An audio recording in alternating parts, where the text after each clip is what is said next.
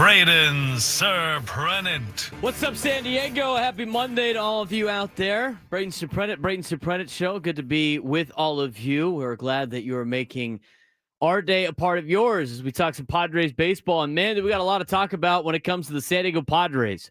Padres salvaged the weekend series in Houston, and a overall synopsis of the series, one that could have gone either way in the first couple of games. I mean, the Padres are right there on Friday and on Saturday, where things just kind of didn't go their way. We're gonna dive into all those games and a lot of the storylines that have now come out of the Padre games. But there's a lot to unpack with this Padres team, who still sit atop of the leaderboard in Major League Baseball. They're 16-6, got a half-game lead on the Los Angeles Dodgers as the number one team in all of MLB and, of course, in the National League West. And here's the deal. With the way the National League West is playing so far this year, with the way that the Dodgers, going into the season, were the favorite in the league, with the Giants off to a great start, Diamondbacks playing good baseball at 13-9. With all of that being said, if you're going to want to be at the top of the NL West, you're going to have to be the best team in baseball. I mean, that's basically where you're at right now. It's still early in the season. We've only played 23 games. But when you look at the standings, there's not going to be any team in the National League that's going to be at a top of the leaderboard, with the exception of an NL West team, it seems like. I mean, look at the overall standings. Now, sure, the Mets have gone on to a little bit of a run here to put some pressure on and sneak themselves in between the Dodgers and the Giants in the standings. They're only a game back from the Padres. But, I just, in terms of leads, if you're leading the National League, you're going to be leading MLB. If you're leading the National League West, you're going to be leading the National League. I mean, that's just kind of where we're at right now in Major League Baseball. So the Padres, after losing 2 out of 3 to the Houston Astros, were able to still sit atop the leaderboard. Dodgers took 2 out of 3 from the Rangers, so they've made up a little bit of ground. Should be a fun week this week for the Padres against the Detroit Tigers. And then an off day on Thursday. Then they're back home at Petco Park to take on the Tampa Bay Rays before taking on the Giants for the first time. So that will be fun. So nice, a couple of games coming up for the San Diego Padres. But as I said, a lot to unpack, good and bad. We're going to talk about Luis Arraez in just a little bit. Obviously, a scary situation yesterday where he took a shot at first base. Mauricio Dubon, came through the bag and collided with Luis Arraez, who was trying to beat out a bunt, even though it was a sacrifice. Kind of a bang-bang play at first. I don't necessarily think that having that extra bag, that softball bag, or now as they have in college baseball, that secondary first base bag, I don't think that prevents what happened yesterday. I think it's very difficult to see, or very, very difficult to predict whether or not that would have, prevented the collision. I don't think it does. I mean, Mauricio Dubon's momentum was still going through the bag. And regardless if there was another bag next to it or not, it would have been, it still would have been a collision. And I'm not mad. It wasn't intentional by Dubon. I don't think anybody thinks it was. I mean, I think there's probably a couple Padres fans that, thought we should have probably plunked Altuve on the next pitch or something crazy like that. But I don't know what you want Dubon to do. He's sprinting to try to beat the runner to the bag. It's hard to sprint and then stop on a dime on the base path. It's very difficult for guys in football to do that, yet they want to try to prevent some of those collisions from happening. Sometimes these things happen in sports, and it's scary, and you don't want to see it, and you don't want anybody to get hurt, but it's going to happen. And so we're glad that all the reports from the hospital and everything else with that, with Luis Arraez, is good. I don't think he leaned into it. I think he was bracing for contact. That's a natural reaction when you're about to collide with something at a high velocity. So I don't think that was anything intentional. I'm just gonna strike that down right now. But anyway, all the reports that we have gotten from Luis Arraez seem like it's very good. We're gonna dive a little bit deeper into that in the next segment. But the Padres, won 3-2 yesterday. That was a one-man wrecking crew. When you have a player like Fernando Tatis Jr., and you give him that statue contract that the Padres did, and everything that has been around his life since becoming a Padre, and there's a lot into it. But what you're getting out of Fernando right now is exactly what you thought you were going to get out of Fernando when you signed him to that big year deal, to that huge contract. He's age 26, and you're getting the best years out of Fernando right now, and you're starting to fully see him at his best potential. He's healthy now. He's off the suspension, obviously, from a couple years ago. I mean, he's really hitting and firing on all cylinders. The Padres need to be able to keep this guy healthy the entire year, especially with the amount of injuries that they have already had. But when you talk about an MVP, people always, and in my definition of the most valuable player is a guy that can really carry his team. I mean, if they took him off the team, would they still have the same success? I think the Padres would still be a good team if they took Fernando off the team, but I don't think they would be at the level that they currently are playing at. I mean, he almost single-handedly won the game yesterday. He scored all 3 runs. He worked the walk in the first inning, was able to score on the Xander Bogaerts ground out. Later on in the game, he hits a triple before Sheets knocks him in. And then even later on, when the game is tied at 2, he hits a solo shot to center field. He was a one-man wrecking crew. You know what MVPs do? They do that. They go out there and they win a game for you. They put the team on their back. That's exactly what Fernando did yesterday. Padres needed a win bad. Couldn't afford to get swept in Houston. Not great to start a road trip. And when they need a win, Fernando went out there and got him a win.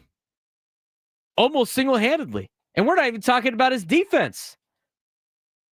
That play he had in right field, a diving catch, and he just hucks it from the ground. I mean, he threw a seed. That guy threw a seed laying on his butt in the outfield. He doesn't even know what happened.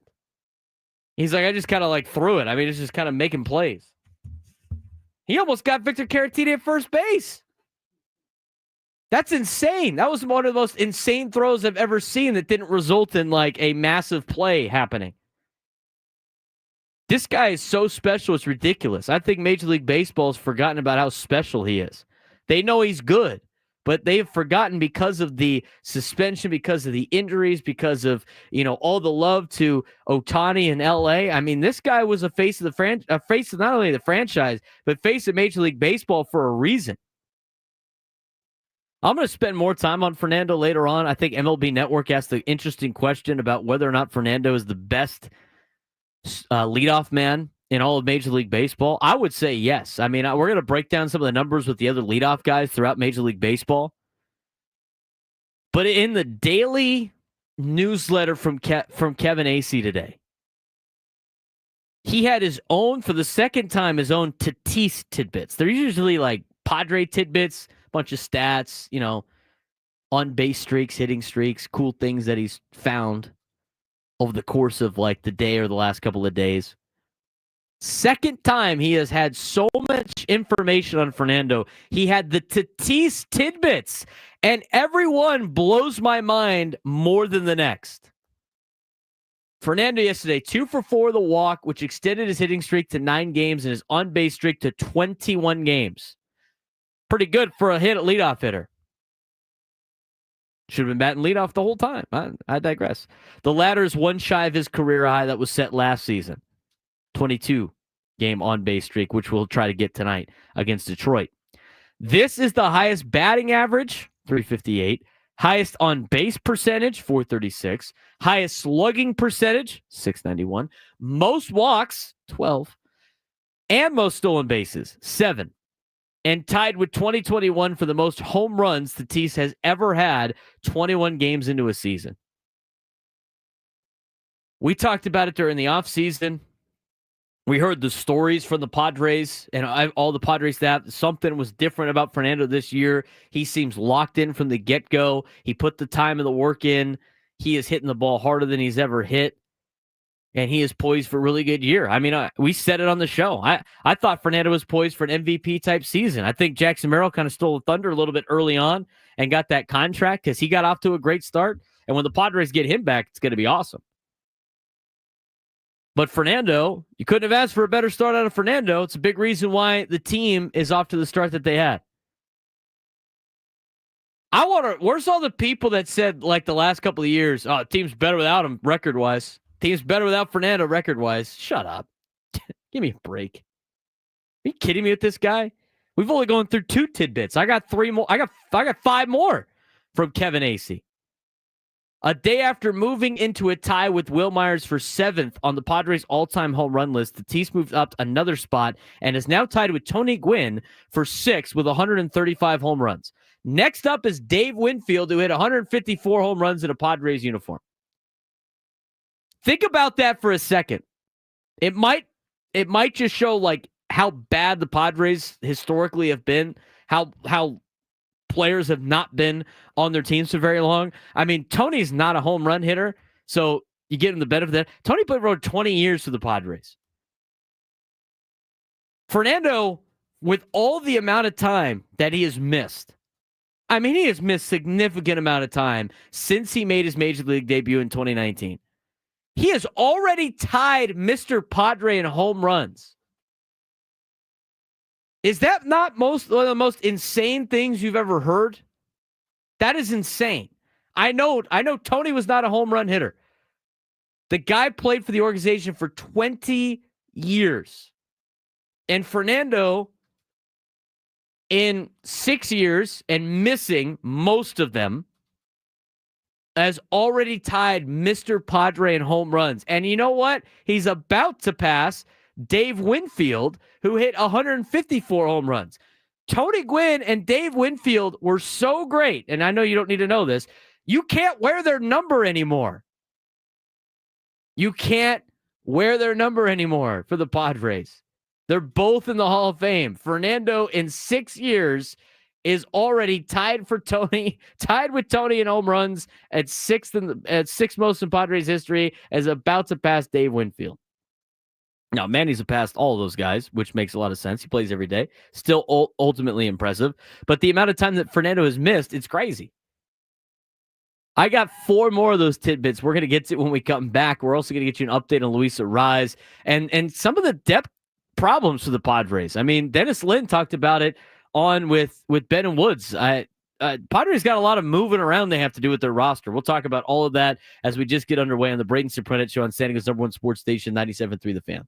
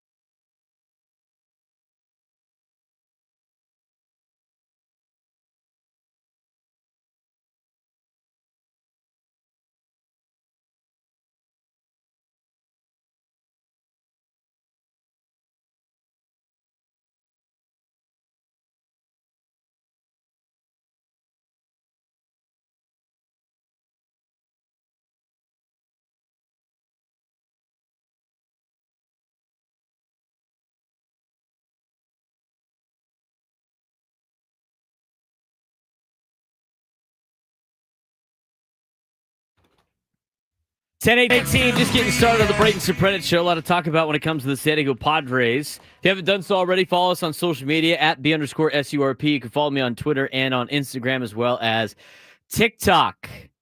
If you do follow me, and if you did over the weekend, you would have saw what I did this weekend, which was a lot. The brisket came out spectacular. It was great. It was great stuff. I had a good time throwing on the smoker all day. I needed to, since I was doing a lot of stuff with USD baseball over the weekend, there was a couple of times where I was not going to be able to attend to said brisket. So I had to have my dad go over there and help out and make sure a couple of things were done properly. But just for people that didn't get to see it, here's what we got here on the brisket. I'm going to share it the screen. So this is how it came out. It was pretty awesome. Came out pretty good. Cooked a little bit longer than I usually cook it. Built a nice little bark on it. Yeah, some good stuff. This picture doesn't do it justice because it came out super delicious and juicy. But that was a little cocktail for you. A little video of the little chopped, little sliced, had some of the juices back on there. Some good stuff. It was a great time with the family. We did Easter on Saturday, just because we ended up going to Disneyland yesterday.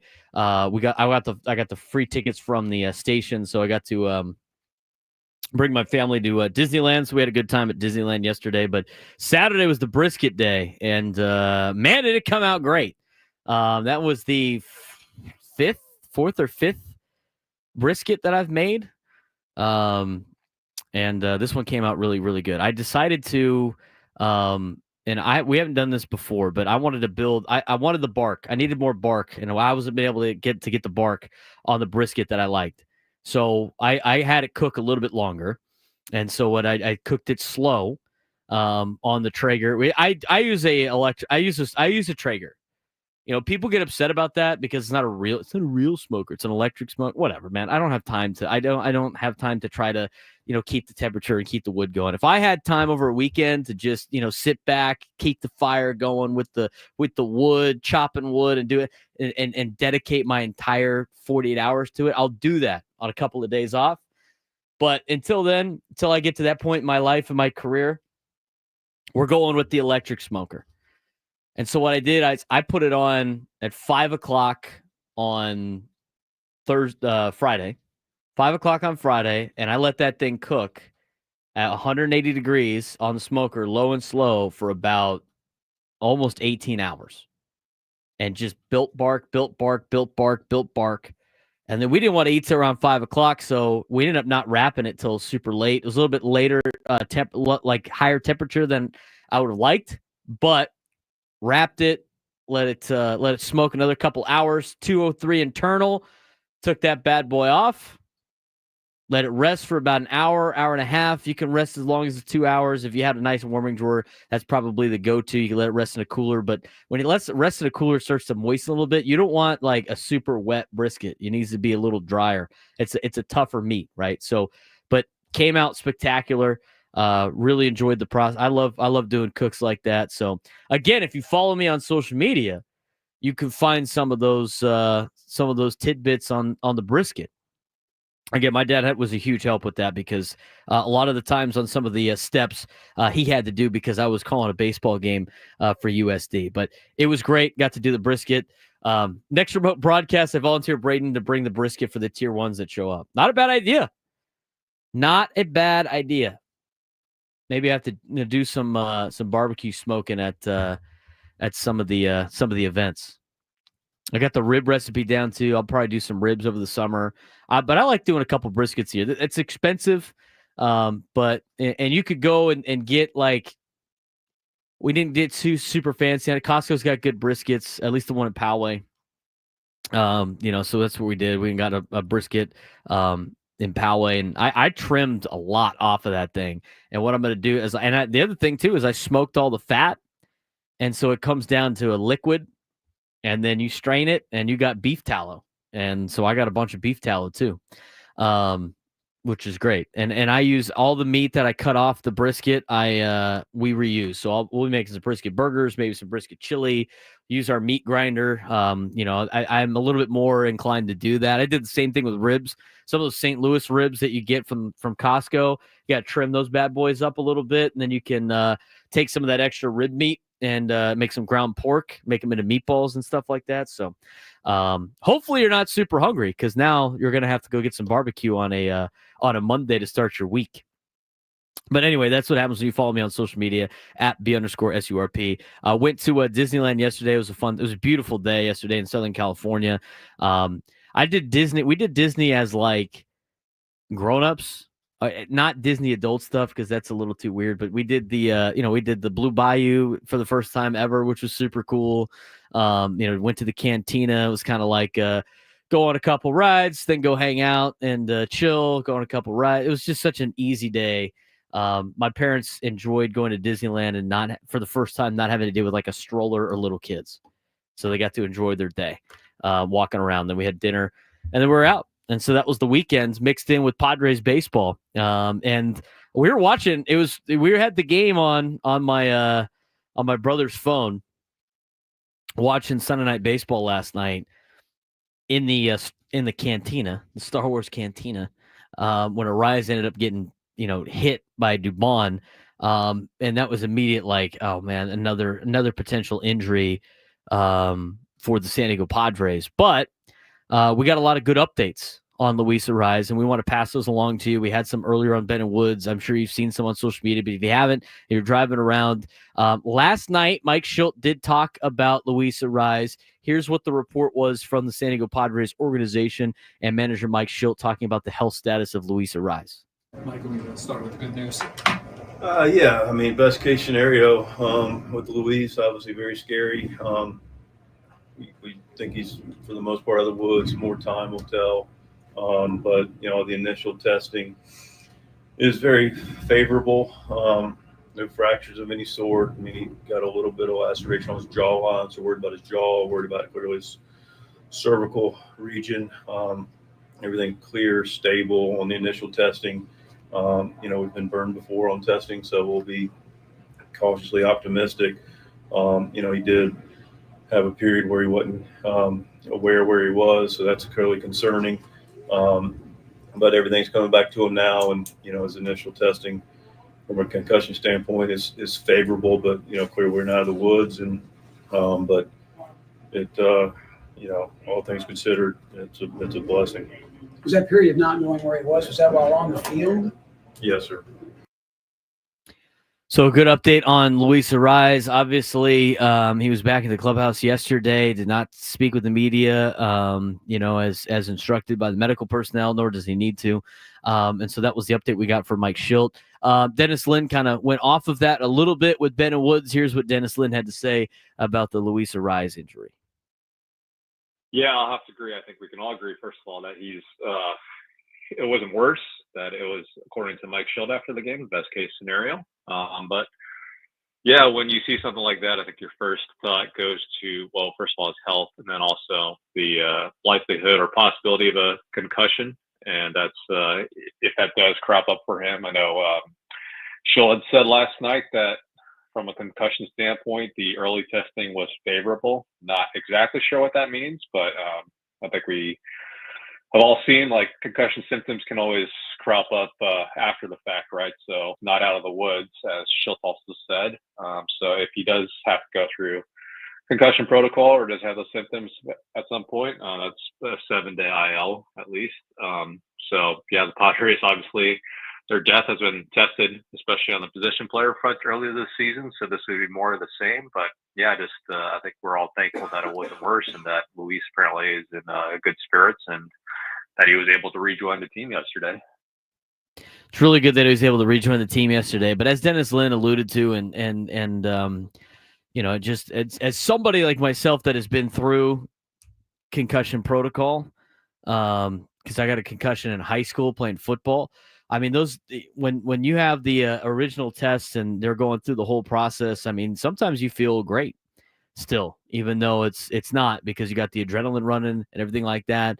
When I went through concussion protocol. I remembered everything about the day. I didn't have any headaches, or any really symptoms like that, but I was a little wobbly. They took me out. Ended up being it said to rest, and the next day was just a lot of headaches. And so he's got to get through the protocol. And again, with the concussion protocol, a lot of it has to do with just making through the day without getting a headache. And then once that happens, then you can slowly start working back. And you do a lot of rigorous conditioning, at least in football. That's what it is. And that's the protocol that we have at the high school football level. I don't know what Major League Baseball's is.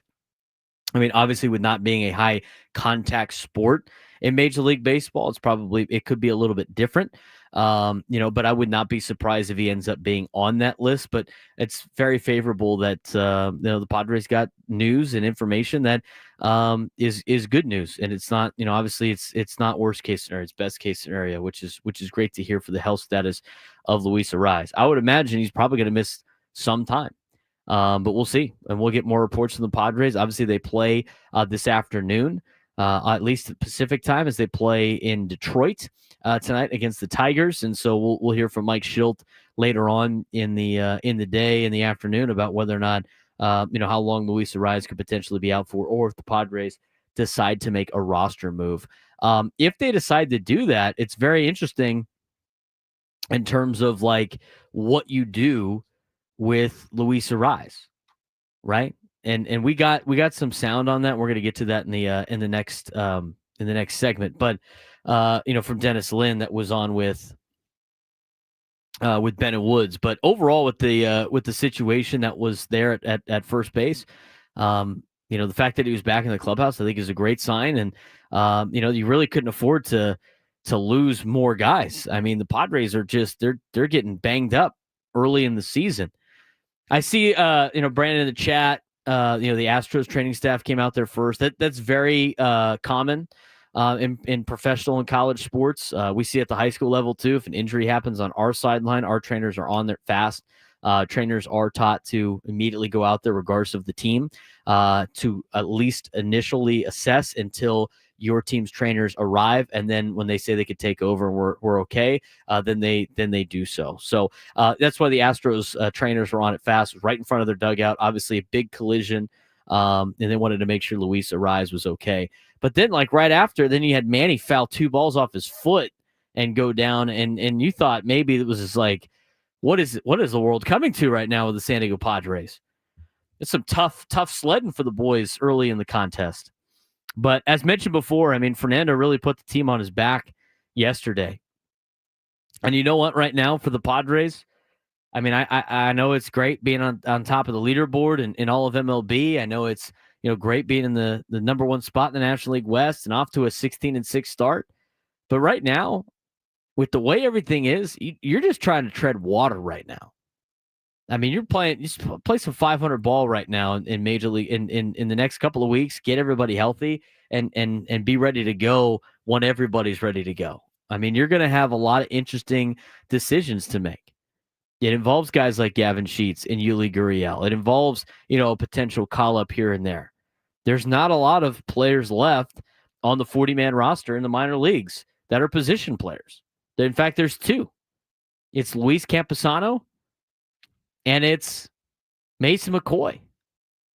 I mean, you've already almost exhausted your depth that wasn't that very high to begin with in the first place.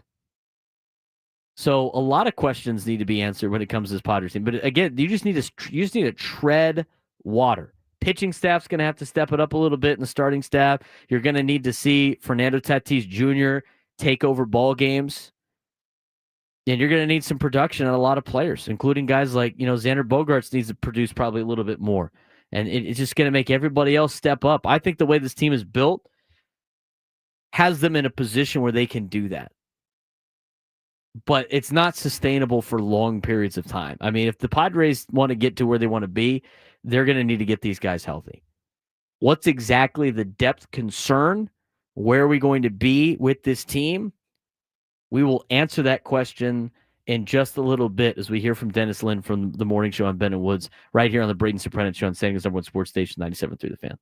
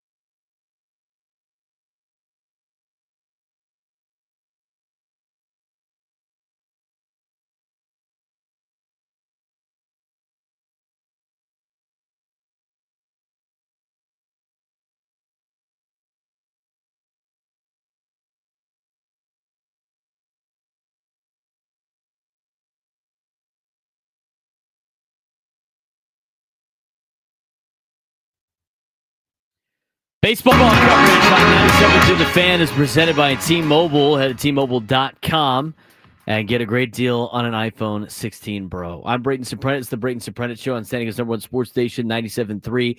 The Fan, talking a lot of Padres baseball today. Lot to break down at the 3-game series in Houston. Obviously with depth, or should I say lack of depth? I don't know. Padres are still winning with their depth players playing. And there's a lot that it's going to be tested. The Padres' depth is definitely going to be tested here in the next couple of days or so. Whether or not the Padres decide to put Luis Arraez in the 7-day concussion protocol will remain to be seen. If that is the case, then you're going to have to move even more players around the diamond at first base. And other guys have to be a DH. You got to bring somebody else up. There's only 2 players left on the 40-man roster in the minor leagues that isn't already up on the major league team. So a lot of decisions need to be made before they even play Detroit tonight. But you don't have Brandon Lockridge, you don't have Jackson Merrill, you don't have Jake Cronenworth, you don't have Jason Hayward, and who knows how long you're going to be without Luis Arraez. We'll hopefully get updates as the afternoon progresses. Probably not until the clubhouse opens in Detroit will we find out anything more, which will probably happen during the Gwynn and Chris show. So stay tuned throughout the day here on San Diego's #1 sports station, 97 through the Fan. Yeah, we got an early game too. So maybe, you know what, it might actually come down during the end of our show. The 3:40 start? Or 3:40, and then like 10 in the morning on Wednesday? Interesting. Playing that early East Coast. Is Detroit in the Eastern time zone? They're in the Eastern time zone, right? Like Chicago's like Central, but that little break over there gets a little confusing sometimes. If you want to join the show today, 833-288-0973, 833-288-0973. We'll get to your phone calls, and we're going to hear from Dennis Lind in a second. But I do want to get to Mike in Ramona wants to talk Padres baseball. Mike, you're batting leadoff today. What's going on, man? Hey, Brendan. Good to hear from you here. Hey, I just wanted to say, when the Arraez play happened, I thought I just saw George Kittle run out over the middle and, get hammered right after he caught a pass. The only difference, these guys don't wear helmets. They don't wear pads. And could you imagine the outrage if that was Ohtani that got taken out yesterday? I'm sure Major League Baseball would get upset if Ohtani got cleaned out like that. But, I mean, the play happens. It was not an intentional play. No, I got that, Brendan, but I think MLB needs to look at that because the runner shouldn't have to slide into first base. That's his base, and if the second baseman's coming over to make the tag, you would think logically they would have to touch with their foot the fair side of the base and then, get out of the runner's way. But he just clotheslined him, bro. Well, Mike, I appreciate the phone call. Yeah, it's just he's running full speed towards the base. What do you want him to do? Slam on the brakes and then injure himself? It's very difficult to do. If you want to try it, go ahead. You guys go out there. There's parks and just run full speed at the base and then stop right before the base and just hope for the best. It's an unfortunate play. It did it. And I understand where Mike's coming from. You don't want to – you're trying to prevent some collisions. I just think as a society we try to prevent anything bad from happening when we have no control over the matter. It's going to happen. There's nothing we can do about it. That was just kind of a fluke of a play. And it's good that Luis Arraez is not hurt bad. But I just don't think – what you're asking them to do to try to prevent a play that doesn't happen all that often is it's going to be very difficult to do. That's the same thing in football. Some of the things that they're asking defensive players to do is almost physically impossible, even for elite athletes. Dubon braced for contact. People want to say like he put the flipper down to inflict as much pain as possible. That's how you brace yourself for contact. Naturally. And so they ran into him. Yeah, they did that for catchers, and now all of a sudden catchers, you got Martin Maldonado like way out of the way to try to make a tag, and you can't get a tag at home plate. Eventually you're going to have, I don't know what you want them to do. Have a rule where he can't like go across the bag You want him to slide? I just,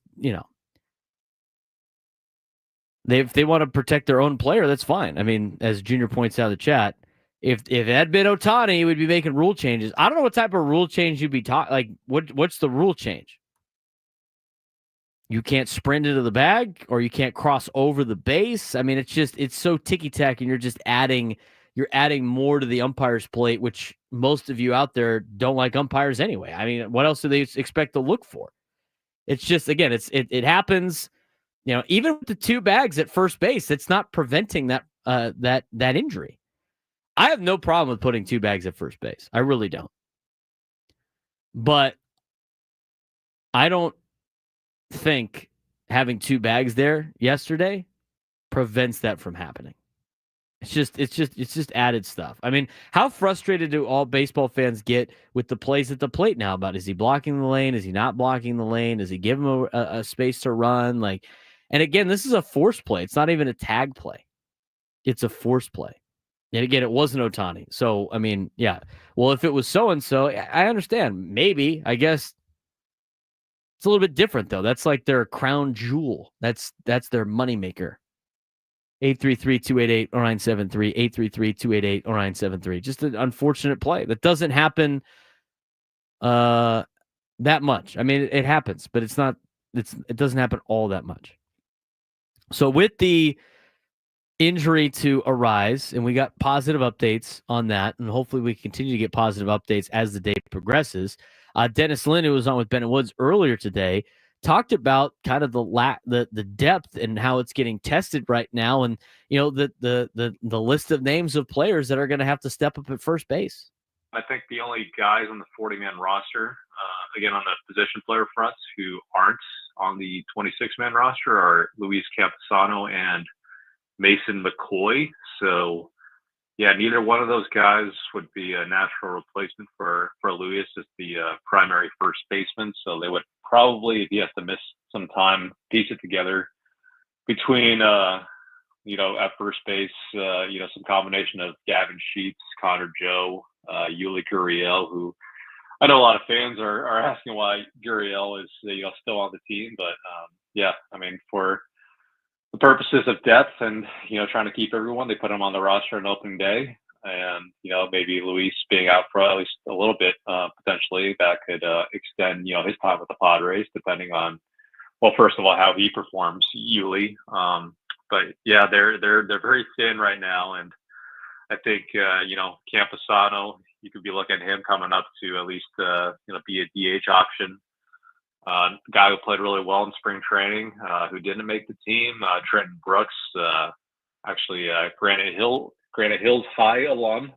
Shout out East County, Bernie Wilson. He's maybe an option. He bats lefty.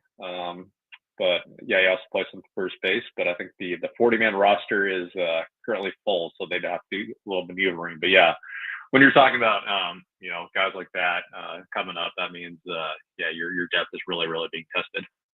Your depth ultimately is being tested. I mean, this is the most you'd have to test your depth probably all year. I mean, and you're just hoping that everybody stays healthy right now. But I mean, as much as you didn't want to put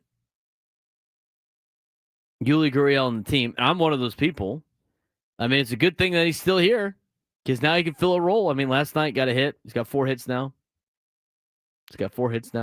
Had a great diving play last night. I mean, he is what he is. But at this point, like they need to have him on. He needs to be playing. He needs to step up, and he needs to be playing. I don't know what they're going to do with Luis Campusano. I don't know what they're going to do, with Mason McCoy, as Dennis Lynn laid out. Does Braden Sheets get more work?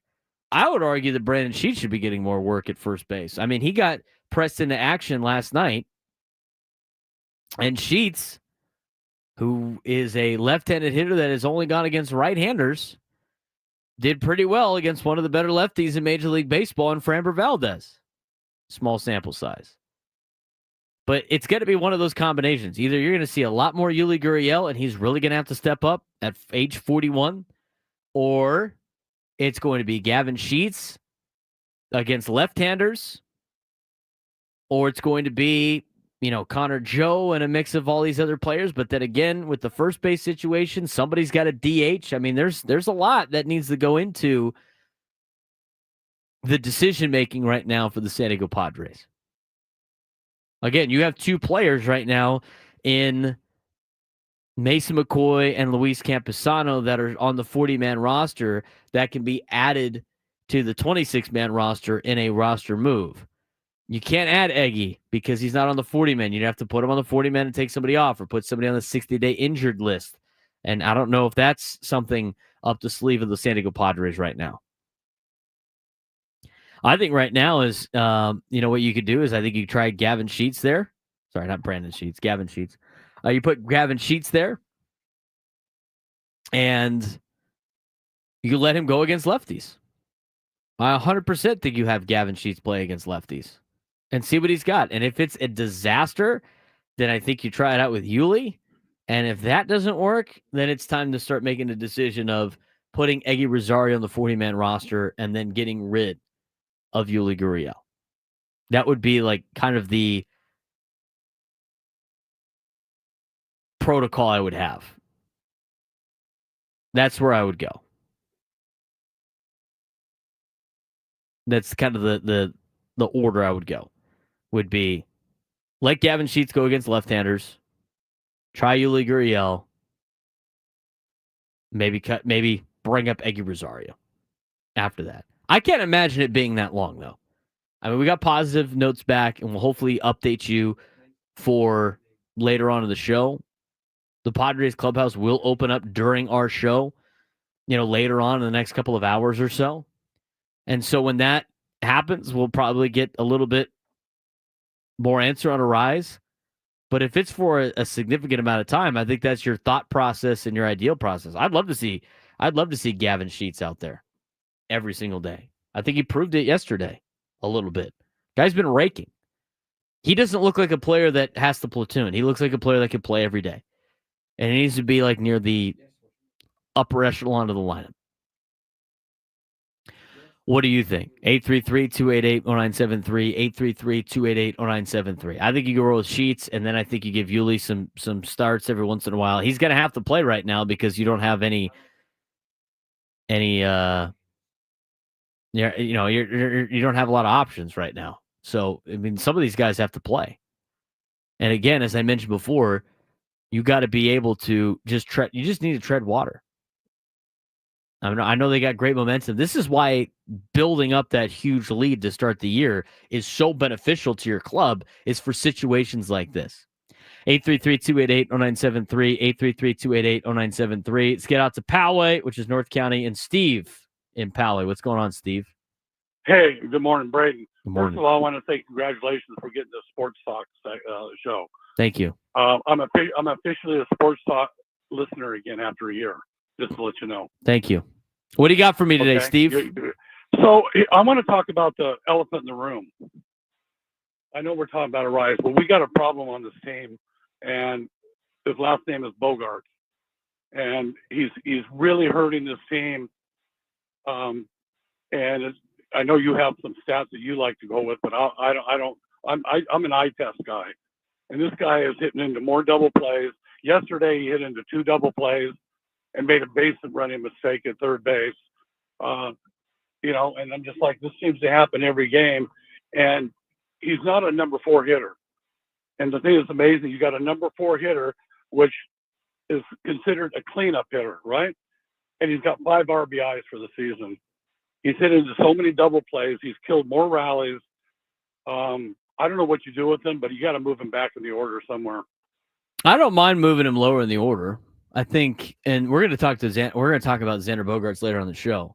I'm a big Xander Bogaerts supporter, big Xander Bogaerts advocate. If any of you give him a standing ovation, I will rip you to shreds on the air the next day, by the way. I think the whole standing ovation thing is so ridiculous.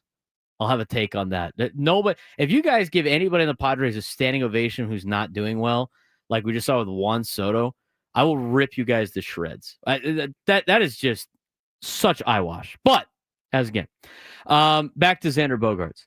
I mean, Manny hits into a ton of double plays too. At least Bogaerts runs down to first, and I'm not a huge I'm not a huge Manny has to run the first guy because I'd rather have Manny in the lineup every day than a pulled hamstring trying to beat out a double play in the middle of June. Who cares?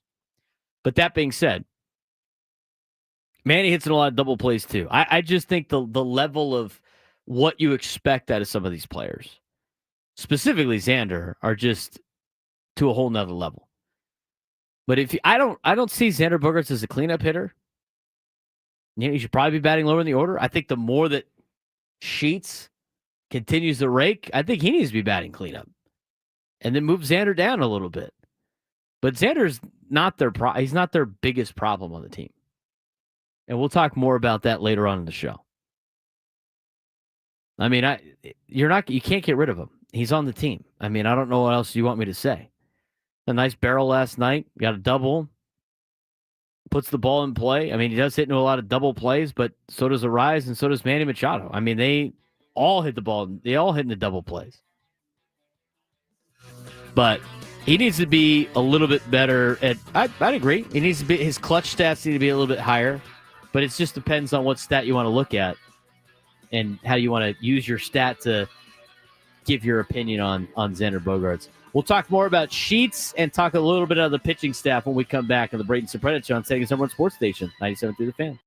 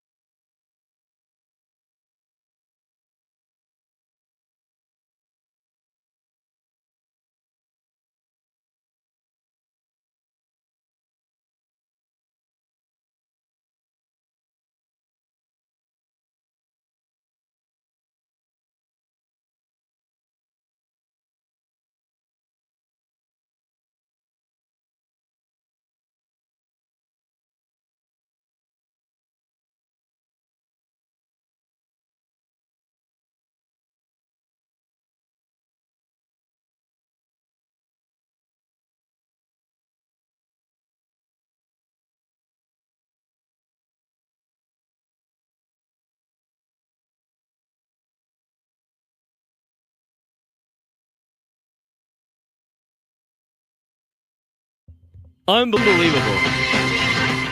Xander Bogaerts stuff just drives me nuts with you guys. It drives me nuts. I get DMs from coaches around San Diego going like, I'm so glad you defend Xander. He's such a valuable player.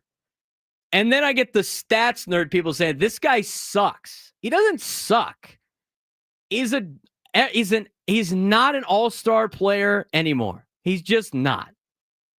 But to say that, like, and Bennett Woods talked about this. This is Braden Surprenant on the Braden Surprenant show. I find this, they said it best.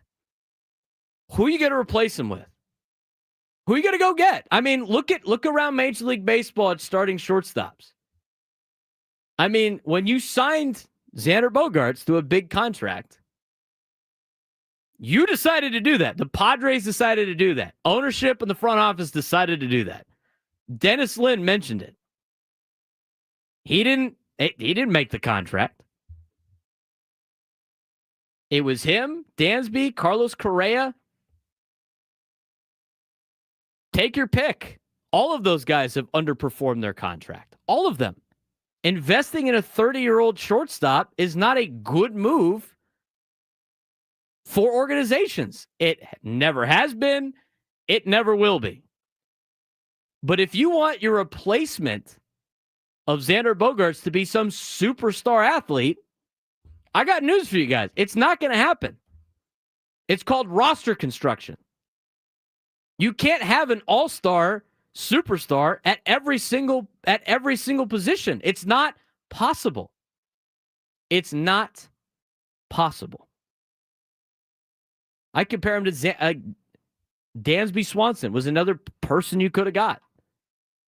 Trey Turner's another player you could have got. Well, Dansby Swanson's got 4 home runs. Therefore, he's better. So we're just going to value home runs now. Well, he's got 12 RBIs. That's better than Xander. His batting average is under 200. I mean, could you imagine if Xander Bogaerts was hitting under 200 right now and had 4 home runs? What would everybody be saying? Well, he doesn't hit the ball very well. It wouldn't be like, hey, look, he's got 4 home runs. It's, his average is low. His average is a lot higher, but, his home runs are zero. You got to have some home runs. Well, now he wanted to be a home run hitter.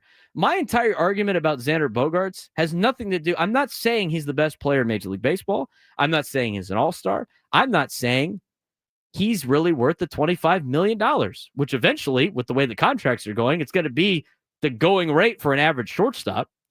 What I'm saying is the people that argue against Xander have held him to such insane number standards, they will never be happy with him. They will never be happy with him. I know you got to hit more than 0 home runs. But if you brought in Xander Bogaerts thinking he was going to just lead the team in home runs or hit 30 pumps a year, you're nuts, dude. He's done it twice in his career. Aside from that, it's around 15 home runs a year. 15. He's going to hit like 15 home runs. He's not going to hit 100 home runs. He's not going to hit 30 home runs. He's not going to hit 35 home runs. He's going to hit like 15 home runs. Everybody gets mad at his RBIs. If you want to call in the show and say he's not very good in clutch stats, I will believe you because he's not. He hasn't been in a Padres uniform. If you want to say with runners in scoring position, his batting average hasn't been very high compared to what it was in Boston, I'll agree with you. Yeah, he hasn't. But if you're just going to say like RBIs only and home runs only, and now we're going to talk about WAR, I mean, Dansby Swanson is below a replacement level shortstop right now. But again, the standards are insane. I don't understand. What do you want him to do? And you're going to say something arbitrary. What do you want him to do? How many home runs do you want him to hit? What do you want his average to be? How many RBIs do you want to have? How many RBIs do you want to have him have? I mean, I need some numbers here. If you want to hold him to that standard, you might be kind of nuts thinking he's going to ever get to that point. You invested $25 million a year into an aging 30-year-old who is known for doubles with the Green Monster and not a lot of home runs. I don't know what you were expecting out of this guy. He is what he is. But to say he sucks is just so ridiculous. He's not that bad. He's a solid shortstop in Major League Baseball. Is he Fernando Tatis Jr.? No, he's not. Is he Manny Machado? No, he's not. And as I mentioned before with the WAR stat, And again, people want to talk about wins above replacement. If you had to pick on the Padres who the fourth best wins above replacement player is, who would you expect that to be? Based on contracts, you would expect that to be Xander Bogaerts. It is currently Xander Bogaerts. And he leads Gavin Sheets and Brandon Lockridge and Jake Cronenworth and talking about replacement level players. So when you look at the overall shortstops in the league, granted, yeah, it would be awesome to have a everyday shortstop that's legit. And Matthew in the chat's a big Xander hater because he hates the contract. Again, you don't hate Xander. You hate the contract. Giving him $25 million a year is not a wise decision. But that was not Xander Bogaerts. You have a problem with the front office. But you're not criticizing the front office. You're criticizing Xander. You're holding him to a standard that is, well, this is what a $25 million a year player should be. Well, he's not that. You decided to overpay for your house. You can't be upset in the house that you paid for. You're still paying for the same house. Because you paid X amount more because the market was that high doesn't mean that house has to be an extra bedroom. That's not what it is. He is what he is. You hate the contract. But to say that he sucks, it's just so lazy. It's so tired, guys. It's just so tired. It's such a tired act on the like he sucks. If you want to call in, you want to give me the evidence that he hasn't been good with runners in scoring position in a Padres uniform, I will believe that. If you want to come in and be like, he needs to be able to produce X amount of whatever, sure, we could have that conversation. But just to say, like, he sucks, it's ridiculous. It's ridiculous. I've had so many people talk to me about Xander Bogaerts that are involved with baseball, and just they laugh at some of the arbitrary numbers and just the insane requirements that people have for Xander. You know, again, we just had Stephen Powick on. He hits into so many double plays. Nobody's on Manny's ass for hitting double plays. I mean, he hits tons of twin killings. And then he doesn't even run down the first, which, again, I don't care if he runs down to first or not. I don't. I want Manny Machado in the lineup every day. I don't need him getting hurt running out of double play in Colorado in June. I don't care. But just he's doing what he was paid to do. This is the player that he is. You invested in an aging player. He's the fourth best player on the team according to WAR, if you want to go by WAR stats. I mean, he's not doing a awful job. People want to get on his RBIs. He has no control over who's on base in front of him. He doesn't. He's hitting 267. His slug's not very high. He's hitting the ball hard. And when you're looking at a guy that was coming back from injury last year and you want to see aging stuff, he's still hitting the ball hard. That's what you want him to do. You want him to hit the ball hard. People get upset with him because it prevents the Padres from signing actual good players, as said in the chat. Well, again, is that Xander's problem? No, it's not Xander's problem. That's a Padres problem. Be mad at the Padres if you really hate the contract so much. Be mad at the Padres. I mean, I think you have to understand the perspective of what you are getting out of Xander Bogaerts. And just start comparing to the rest of the league. I mean, some of those players you're just never going to get.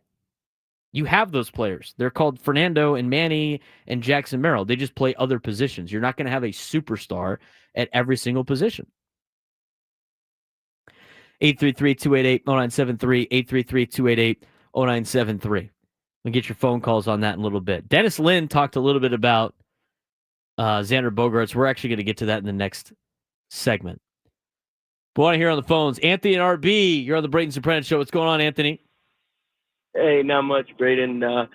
Yeah, I'm one of those guys that's been pretty critical of him, but I think you made excellent points, and you're 100% right. I mean, if we want to be upset, we got to be upset at Preller. But how can you be upset at Preller for what he's done every single year? You know, you want the guy to be perfect. I mean, I would say that was probably his biggest mistake, and not that it's a mistake, but he did overpay. And you know, looking at his numbers, he was never a big power guy, like you said. He hit a lot of doubles at Fenway, but that was never going to translate And we missed out on Judge that year. We missed out on Turner. It seemed like we had a shot at Turner, and so Preller went to Xander. But I think you're right. He's taking too much. He's a great guy. He gives it his all, and he's taking too much heat. I don't like seeing him batting cleanup, but I'd rather see Gavin Sheets there, or honestly.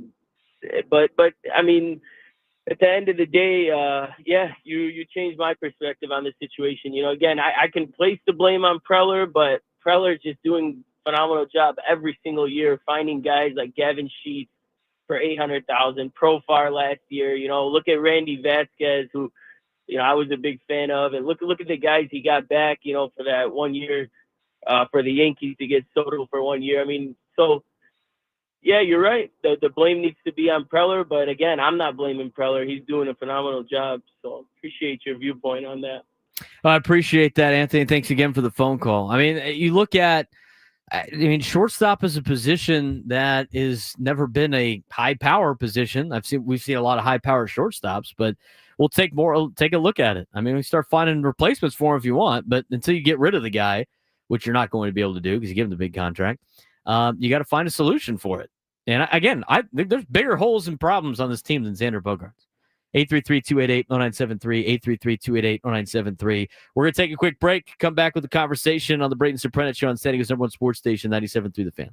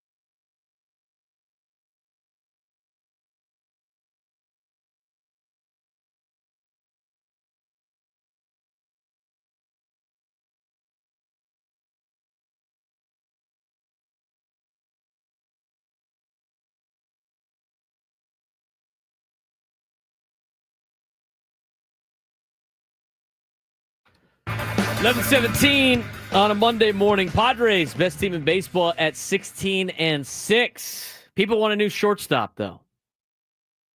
Obviously, Xander Bogaerts not playing up to the level that he was in 2019 with the Boston Red Sox, which is his career high. And we're continuing that conversation. I know it's getting tired, man. I think a lot of people are getting tired with it, but a lot of people want to be on Xander. The biggest problem the Padres have is Xander Bogaerts. Do you believe in that? 833-288-0973, 833-288-0973.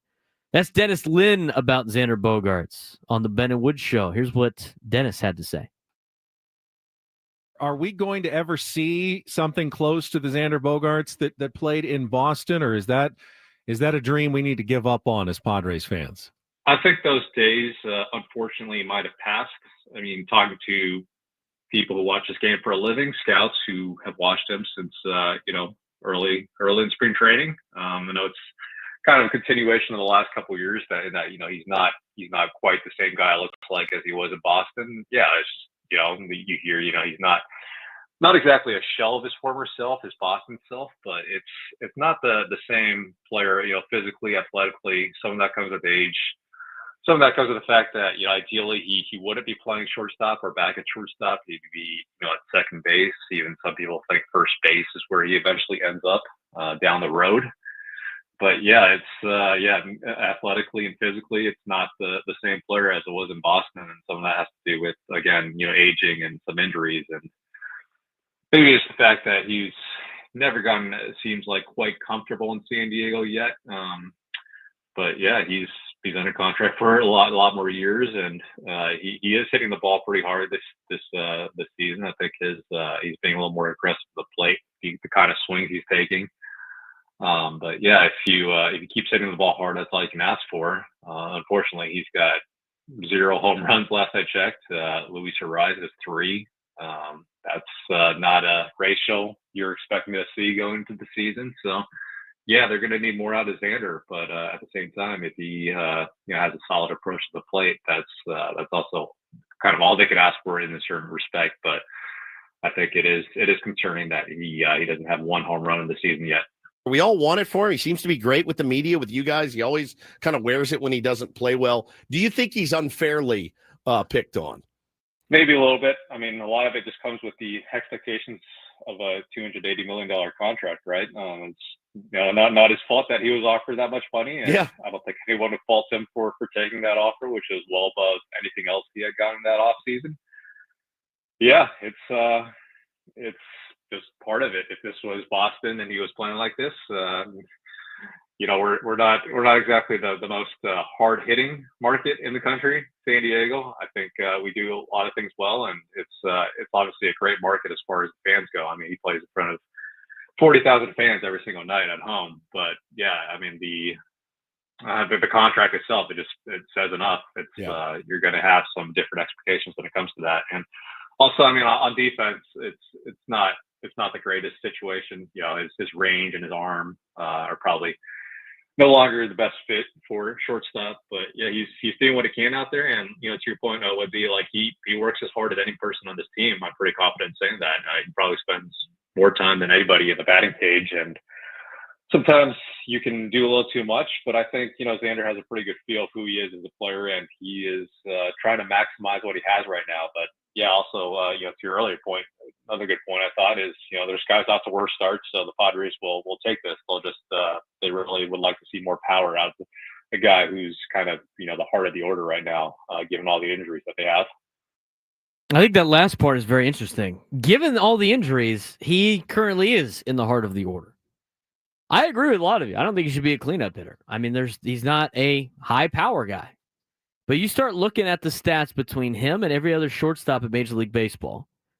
He is top 10 in all shortstops in almost every offensive statistical category in all of Major League Baseball.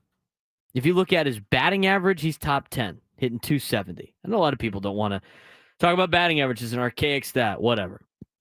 The highest batting average for a shortstop, minimum 75 plate appearances, Jacob Wilson of the Athletics. Trevor Story's having a great year. Trevor Story was left for dead last year for the Boston Red Sox. Bo Bichette, Bobby Witt Jr. I mean, young guys that have developed in the league. Corey Seager, Xavier Edwards, former Padre. Geraldo Perdomo, Trey Turner, Xander Bogaerts in batting average. He's 3 points off of Trey Turner in batting average. His on-base percentage is top 10 in Major League Baseball at a 345, which is better than guys like Ellie De La Cruz and Francisco Lindor.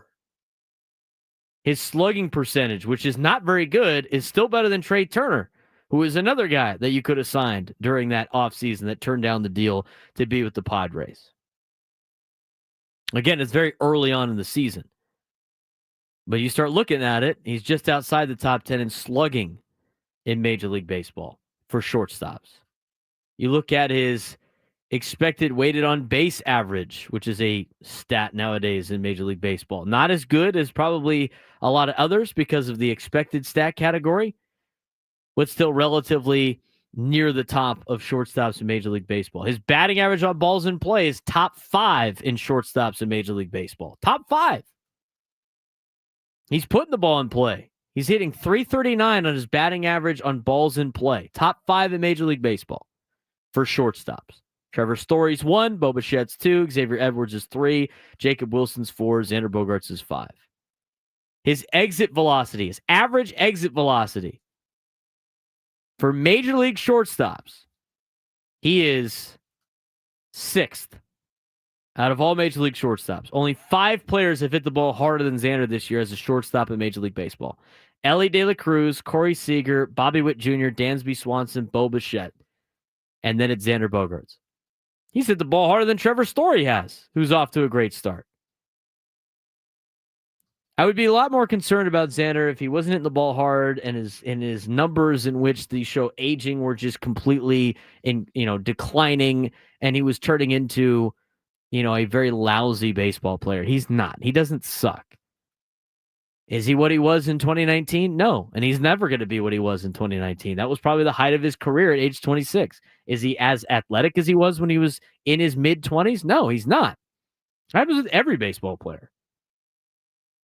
You want to have him hit for a high, let him hit for a high average, which he always does.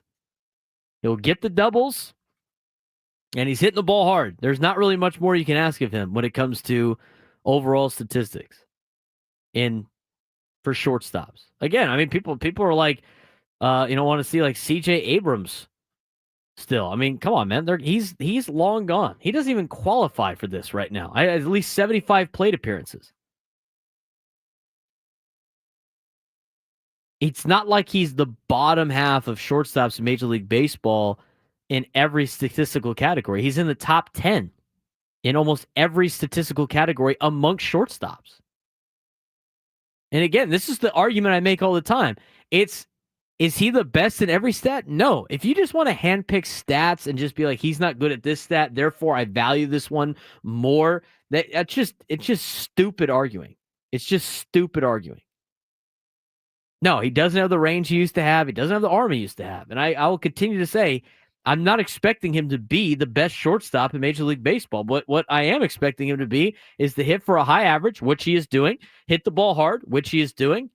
And I'd like to see him be a little bit more clutch with runners in scoring position. I'd agree with you on that. He hasn't been very good at that in a Padres uniform compared to guys like Manny and Fernando. But you look at some of the players he's being compared to. I mean, like Mookie Betts is on that list. Like Mookie Betts is one of their top echelon players. Xander Bogaerts is still a top 4 player on the San Diego Padres. If we want to talk about WAR, 0.4 WAR. Somebody continues to keep throwing that in the chat. He's 0.4 better than a replacement player in Major League Baseball at shortstop. Yeah. Still the 4th best WAR on the team out of all the players. So wouldn't you want him to be a top 4 player on the team according to WAR? I don't think people are expecting him to be better than Manny. I don't think people are expecting him to be better than Fernando. I don't think people are expecting him to be better than Jackson Merrill. Probably expected to be the 4th best player on the team. That's exactly what he is. So again, I mean, you could talk about all you want about Xander Bogaerts being the major problem of this team. He's not. There's a lot of other problems that the Padres have with this team. I mean, if you think he should be a bench player, I mean, I can't even start an argument with you on that. But people love the X talk. I mean, it's just like tons of back and forth between defenders and haters. It's insane. But those are all the stats for you. I mean, lay it out. I mean, is there anything out there that's kind of crazy? I mean, you expect them to do more? I don't expect my shortstop to hit that many home runs. I mean, you should probably have one by now, but I'm not going to get on him for home runs. You got other players on the team that hit home runs. He's not the home run hitter on the team. 833-288-0973, 833-288-0973. Take your phone calls on Xander Bogaerts. We'll also talk a little bit about the starting rotation. Now, I preached about Kyle Hart being the number 5 starter, and I'm still going to back Kyle Hart, but there's a couple of things that he's doing right now, at least on the road. He'll never be successful if he continues those things. We'll talk about it when we come back, and your phone calls on Xander Bogaerts on San Diego's #1 sports station, 97.3 The Fan.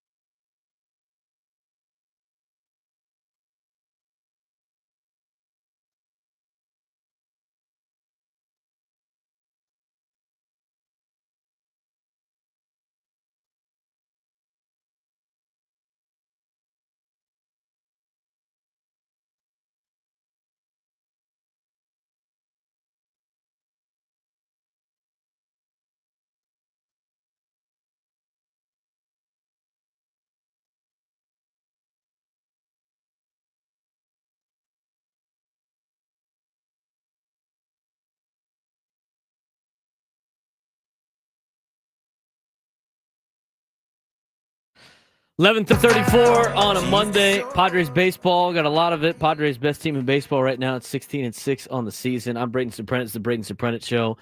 Taking your calls about Xander Bogaerts. 833-288-0973. 833-288-0973. I do hope a lot of you guys know how WAR works. We'll talk about it later on in the show if we need to. People are saying like he's got a 0.4 WAR, like that's going to be his WAR at the end of the season. Fernando's got the number one. He's got the best WAR in baseball right now. Fernando does. It's 2.1. It's not going to stay there. I mean, it's going to go up or maybe go down. You never know. 833-288-0973. 833-288-0973. Let's get back out to the phones. Let's go to Juan in Oceanside. You're on the Braden Surprenant Show. Juan, what's going on, man? Hey, what's up, Braden? I'm just calling in because I kind of want to bounce off what you said before about how sometimes Padres fans can put themselves back at a loop of negativity because we're so used to having like terrible teams. And I feel like in part that might be the reason why so many people are so hard on Xander Bogaerts. But if you even compare him to his former teammate in Boston with Mookie Betts, like Xander, I think in every metric with the exception of I guess home runs, he's like on top of him. So I think it's always an overreaction when people hate on Xander Bogaerts. I think we lost Juan's phone call. Yeah, I see where he's getting at with that, and I obviously agree. I mean, you look at just the way that I just feel like the expectations for some of these players because of the contract they have just gets way too high. And I look at, I think the same thing with like Eric Hosmer. I mean, I think the hype that a lot of these players get when they sign here and they sign this big deal that the guy's going to hit for over 300. They're all going to hit 35 home runs plus. They're going to drive in over 100 RBIs and just going to be these perennial all-stars every single year, which is never the case with a 30-year-old. You were never going to sign Mookie Betts because he was never a free agent. They traded for him, and then they re-signed him in L.A. And they basically stole him from Boston. That was, talk about a bad move that was. 833-288-0973, 833-288-0973. Tim and Miramar on the Braden Surprenant Show. What's going on, man? Hey, my brother. How are you? I'm doing well. What's going on? Good. Give me a couple if I got it. Thank you. Here we go. First one is I am one of the guys that bags on Machado for all the double plays he hits into. Yeah. Every year he's top 5, top 10. So is Aaron Judge, but he's not Aaron Judge. So that's a part of the game that I don't like about him, the double plays. Yeah. Secondly, as far as the scouting goes, you're ahead of me, but you're only ahead of me by a nose with Hart and Lockridge. But I'm ready. Gurriel's got to go. I'm done with him. He's not doing what he was supposed to do, moving runners over, driving in runs. I think he should be the first guy let go when they bring somebody off the IL. Okay, so I'm done with him. Third, I want to say this. I root for Bogaerts every day, man. He's on our team, and I root for him. Last time we talked, we're going to check into the runners in scoring position, and that's what we found out is it is off. And when he first signed him, I said, this guy's an RBI machine. And, it's just not happening. But I root for him every day. And last point I'd like to make, please, is talking about the whole team. They lead baseball in batting average, but that's a statistic that we know can be misleading. They also lead the league in on-base percentage, all of baseball. Then you slide over to runs, and they're 15th in runs scored. And the teams that are 2nd, 3rd, 4th, and 5th behind the Padres in on-base percentage are all in the top in runs scored. The Cubs, the Yankees, the Phillies, and the Diamondbacks. So I think there's a correlation that says, okay, we're getting men on base without driving them in. It's a long season. Got to love where we're at right now, but I see a trend. We're not driving in men. We're not driving in base runners. It's not happening right now, and that's top to bottom on the entire lineup. What do you think? Well, their splits home and away are awful right now, Tim. And Chris Ello pointed that out on social media over the weekend. And I'm going to see if I can find the exact number. He already had it pulled. And you look at the Padres playing really good at home, and they ain't playing that great on the road. So this was yesterday. This is Chris Ello's tweet. What? Me? Worry? Padres at home are 12-1. And this was before Sunday night's game. What? Me worry the Padres at home are 12-1 with a 1.30 ERA and a 0.87 walks plus hits per innings pitched. On the road, they're 3-5 with a 5.37 ERA and a 1.51 WHIP. Not very good. Home, runners in scoring position. They're 34 for 112, a 303 average with runners in scoring position at home. On the road, they're 12 for 72. That's a 167 average with runners in scoring position. That definitely needs to change. Now,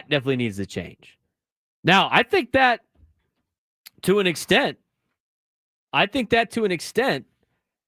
goes to show just how good or just how great of a home field advantage it is for the Padres because of how great you guys are at Petco Park and selling out the ballpark. I mean, they definitely feel your energy. If you wanted a stat that really showed it, look at that right there.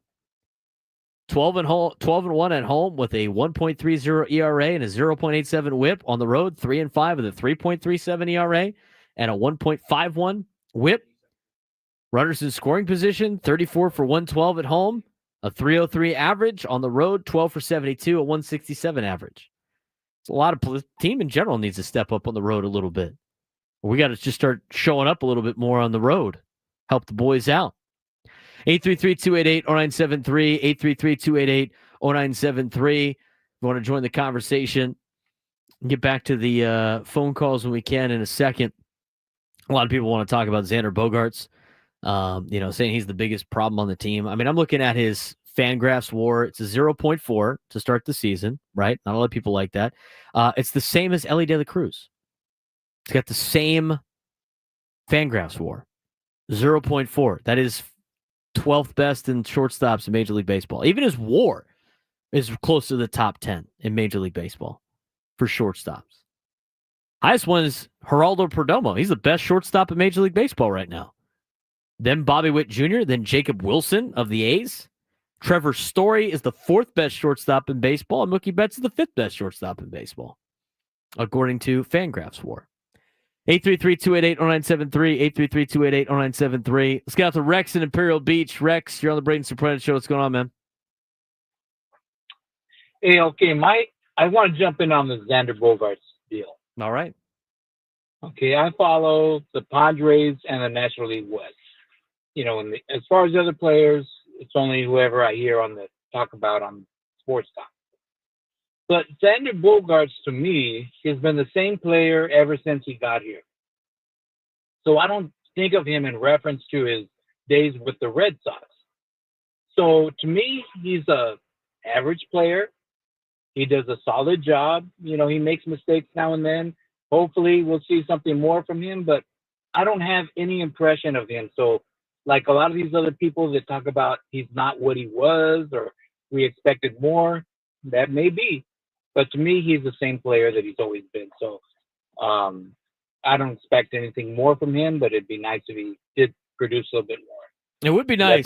It would be nice, Rex. I appreciate the phone call, man. Yeah, you can't hold him to the 2019 standard, Xander Bogaerts, because that's not what he is anymore. But if you start comparing him to everybody else in baseball, if he was in like the 20s and he was in the same range as like Nick Allen or, Xavier Edwards or something like that, okay. I mean, Carlos Correa has a 0.3 WAR. He's got the 21st best WAR in Major League Baseball. Same with CJ Abrams. I mean, these are guys that were available at the time or players that they traded away. Xavier Edwards, CJ Abrams, they have a worse WAR than Xander Bogaerts does. It's only 0.1. I mean, again, it's still early on the season. Who knows? I mean, he could get off to a better start, or he could potentially, have a rough next couple of weeks. But again, I just want to know what kind of standard you want to hold this guy to. 833-288-0973, 833-288-0973. We have probably time for one more phone call before we get to the sports thread here on the Braden Surprenant Show. A lot to talk about in all of sports over the weekend. So we'll get out to John and Coronado. You're on the Braden Surprenant Show. John, what's going on? Hey, good morning, man. I want to say that last caller, I think he was talking about how the Padres rank 15th in runs produced or runs scored, and he was comparing them to the Phillies and the D-backs, right? I mean, you're conflating. Look at the ballpark the Phillies play in. Pop flies and Petco are home runs in Philly and in Arizona. So we can't really look at the runs produced. You got to base it on the stadium as well. We're a pitcher's park, and so we're formatted for that. So I don't think the run scored situation is. I think that's a little bit of conflation on that guy's part. And then as far as Bogaerts, I mean, he's not a Reyes, he's not a Correa. I think he was overpaid. He's a solid player, but he's overpaid. And I think that's what the gripe with him is. He's costing us probably an extra $5 to $10 million, that we could have put somewhere else. That's my opinion. But I love the Padres. I'm a huge fan. I'm a Manning fan. Tatis is a beast. Tatis is probably one of the best players in the game. When he's healthy, there's no one better. He's a beast.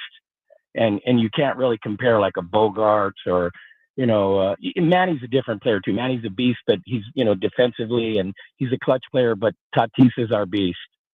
And if he stays healthy all year, you watch out. He's going to hit 50. Yep, absolutely. Well, I appreciate the phone call, John. Yeah, there's stats that adjust the ballparks out there as well. But when you look at the overall, the run scored, I think a lot of that has to. I look at run differential a little bit more. I mean, it depends on who you're playing and everything like that as well. But appreciate the phone call yet again. And Fernando is off to an MVP type start. So the team's 16-6. With where he goes is where the team goes, and that right now it's to the promised land. And right now, we have to get to today's sports thread with Adam Klug. You know that group chat? The one that's always blowing up with the biggest sports takes, debates, and breaking news? You got barbecue back there, and you didn't invite me? Yeah, we've got that too. Welcome to the Sports Thread, where we break down the top 5 stories in sports, just like you would with your crew. Oh, no! Disaster! What a bad idea! No filters, no silence, just real talk. All right. Got a lot to talk about in the sports world, not involving Xander Bogaerts. What do we got today, Adam? Number 1. We begin today with SDFC suffering its 3rd loss of the season and dropping consecutive matches for the first time this year. They lost 3-0 to Charlotte FC, falling behind 1-0 in the 11th minute, giving up a goal on a penalty kick right before the half, and then having to play a man down for the rest of the match and giving up a 3rd goal early in the second half. The rout was on at that point. SDFC now has 14 points with 4 wins, 3 losses, and 2 draws. How do you evaluate San Diego Football Club's season to this point? I think it's good. I think they're off to a good start. I mean, I know they took a tough loss of the weekend to Charlotte, but when you look at a brand new expansion team with having to put a roster together in less than a month's time and being relatively one of the better teams in the MLS and beating some good teams at the beginning of the year, I think it's off to a good start. Number 2. One of the best players in baseball called out his manager on social media over the weekend, highlighting a double standard. Let's rewind to Saturday night when Braves outfielder Jared Kelenic hit what he thought was a 2-run homer in a tie game in the 6th inning. After admiring his hit, which ended up hitting the wall, he was thrown out at second base trying to stretch it into a double. The Braves would go on to win the game. Afterwards, manager Brian Snitker was dismissive about questions from the media about disciplining Kelenic for not hustling, especially after he benched Ronald Acuna in 2019 for not hustling out of the box on a hit he thought would clear the fence, but didn't. Sunday morning, Acuna responded to a Braves reporter's tweet about Snitker's comments, saying if it were him, they would have removed him from the game. He deleted the tweet an hour later. But after Acuna's tweet, Brian Snitker was again asked about Acuna highlighting Snitker's double standard. Here is what Brian Snitker had to say. It is bad time, but you probably heard about what Ronald said. What's your reaction and what's the team state? I didn't have any. I mean, I don't do social media, number one. I heard about it as I was walking to the dugout. Heard something was up, and then I came in and they said it was down. I haven't talked to him, so I don't know. That was what we were asking last night about Kelnick, because it was kind of the same situation as Acuna's. I know Acuna's wasn't No, the they're all first one. different. They're all different. All the situations, when they happen, they're all different. And I addressed it with Gerald. What do you think made Acuna's incident different from Jared's? It's You just said they're all- it's just timing and all of everything. I think there's no blanket thing doing that. Quite honestly, you want to know the truth? I wasn't watching that play. I know he got thrown out at second. I didn't see it till this morning, and then I talked to him about it. Okay. Because you had said during Acuna's incident that it's unacceptable. Yeah, for no, guys it not- was, yeah, and it's unacceptable for guys not to run. You still feel that way? No, yeah, you don't run, and it's a big time like that, yeah. But I'm quite honestly, I don't look for him to not do, because he plays with his hair on fire all the time and he's laying out. And I didn't know it till I saw this morning. I went in and I looked at it when I got here, and then I had a discussion with him and we got it squared away. So, Braden, does Ronald Acuna have a point here? All right. Well, here's how I evaluate this entire situation. One, I do think as a star player of the team, you do have to be held to a higher standard because you're a higher standard player, and you are the leader of the team, and obviously that needs to be the example to everybody else on the team. But the way that Snicker handled this is, I didn't watch that play. What do you mean you didn't watch that? You're the manager of the team. How did you miss that play? First of all, and second of all, there's so many different avenues he could have gone to really extinguish this fire. It could have been what I said and saying that Acuna is our best player. Like, he needs to be able to, show everybody else the way that we do things. But as you mentioned actually before the show, and I agree with this as well, he could have said, I learned a lot from the last time with Acuna, and we're going to handle things differently. And, we're going to handle things with, within the, clubhouse instead of embarrassing a player by taking him out of the game. There's so many different ways he could have gone about this. He didn't really have a good answer for any of them. And so from the standpoint of Acuna has a point, I would say at the beginning he did it. And now after hearing what Snicker had to say, I actually would say he has a point. So they obviously need to address this in the clubhouse behind closed doors in the Atlanta Braves clubhouse. But you know what? They've won 3 in a row, Adam. Number 3. Chomping at the bit for this one. New York fans are known for being hostile, even towards their own players. In the middle of a 2-for-24 slump on Friday, Juan Soto stepped into the batter's box in the bottom of the 5th inning, and Mets fans took a page out of the book of Phillies fans and gave Soto a standing ovation. Soto came through and delivered the game-tying RBI. Could Mets fans' standing ovation turn Soto's season around the way it did for Trey Turner a few years ago? No, eyewash. It's such eyewash. I hate it. It's so dumb. Just let the players be players.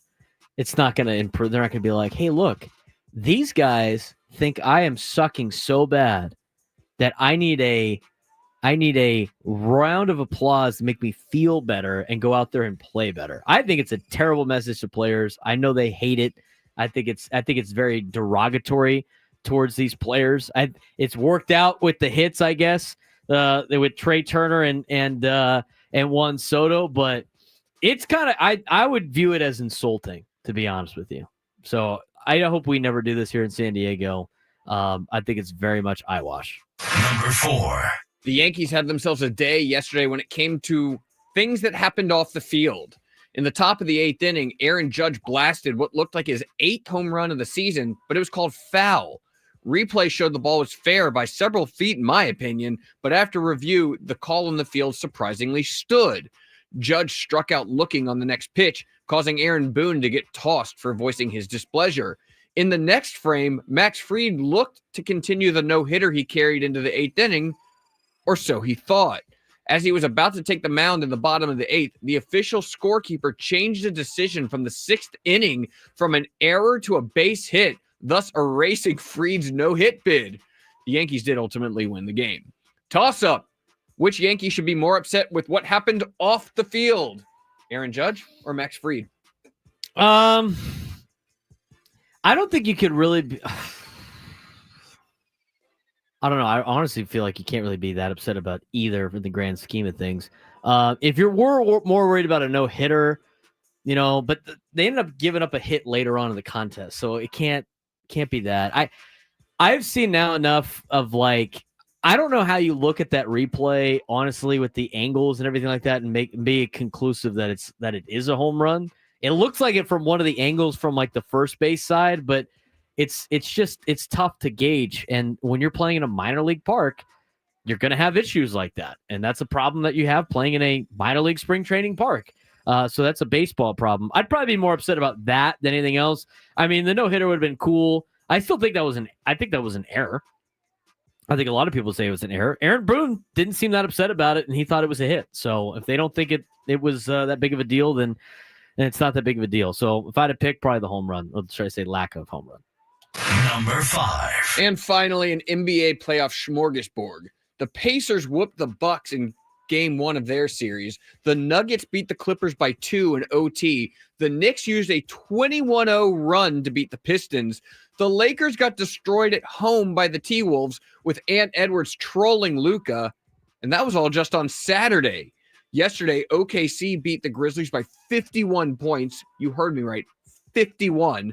The Celtics cruised by the Magic. The Cavs beat the Heat by 21, and the Warriors stole home court advantage with a Game 1 road win against the Rockets.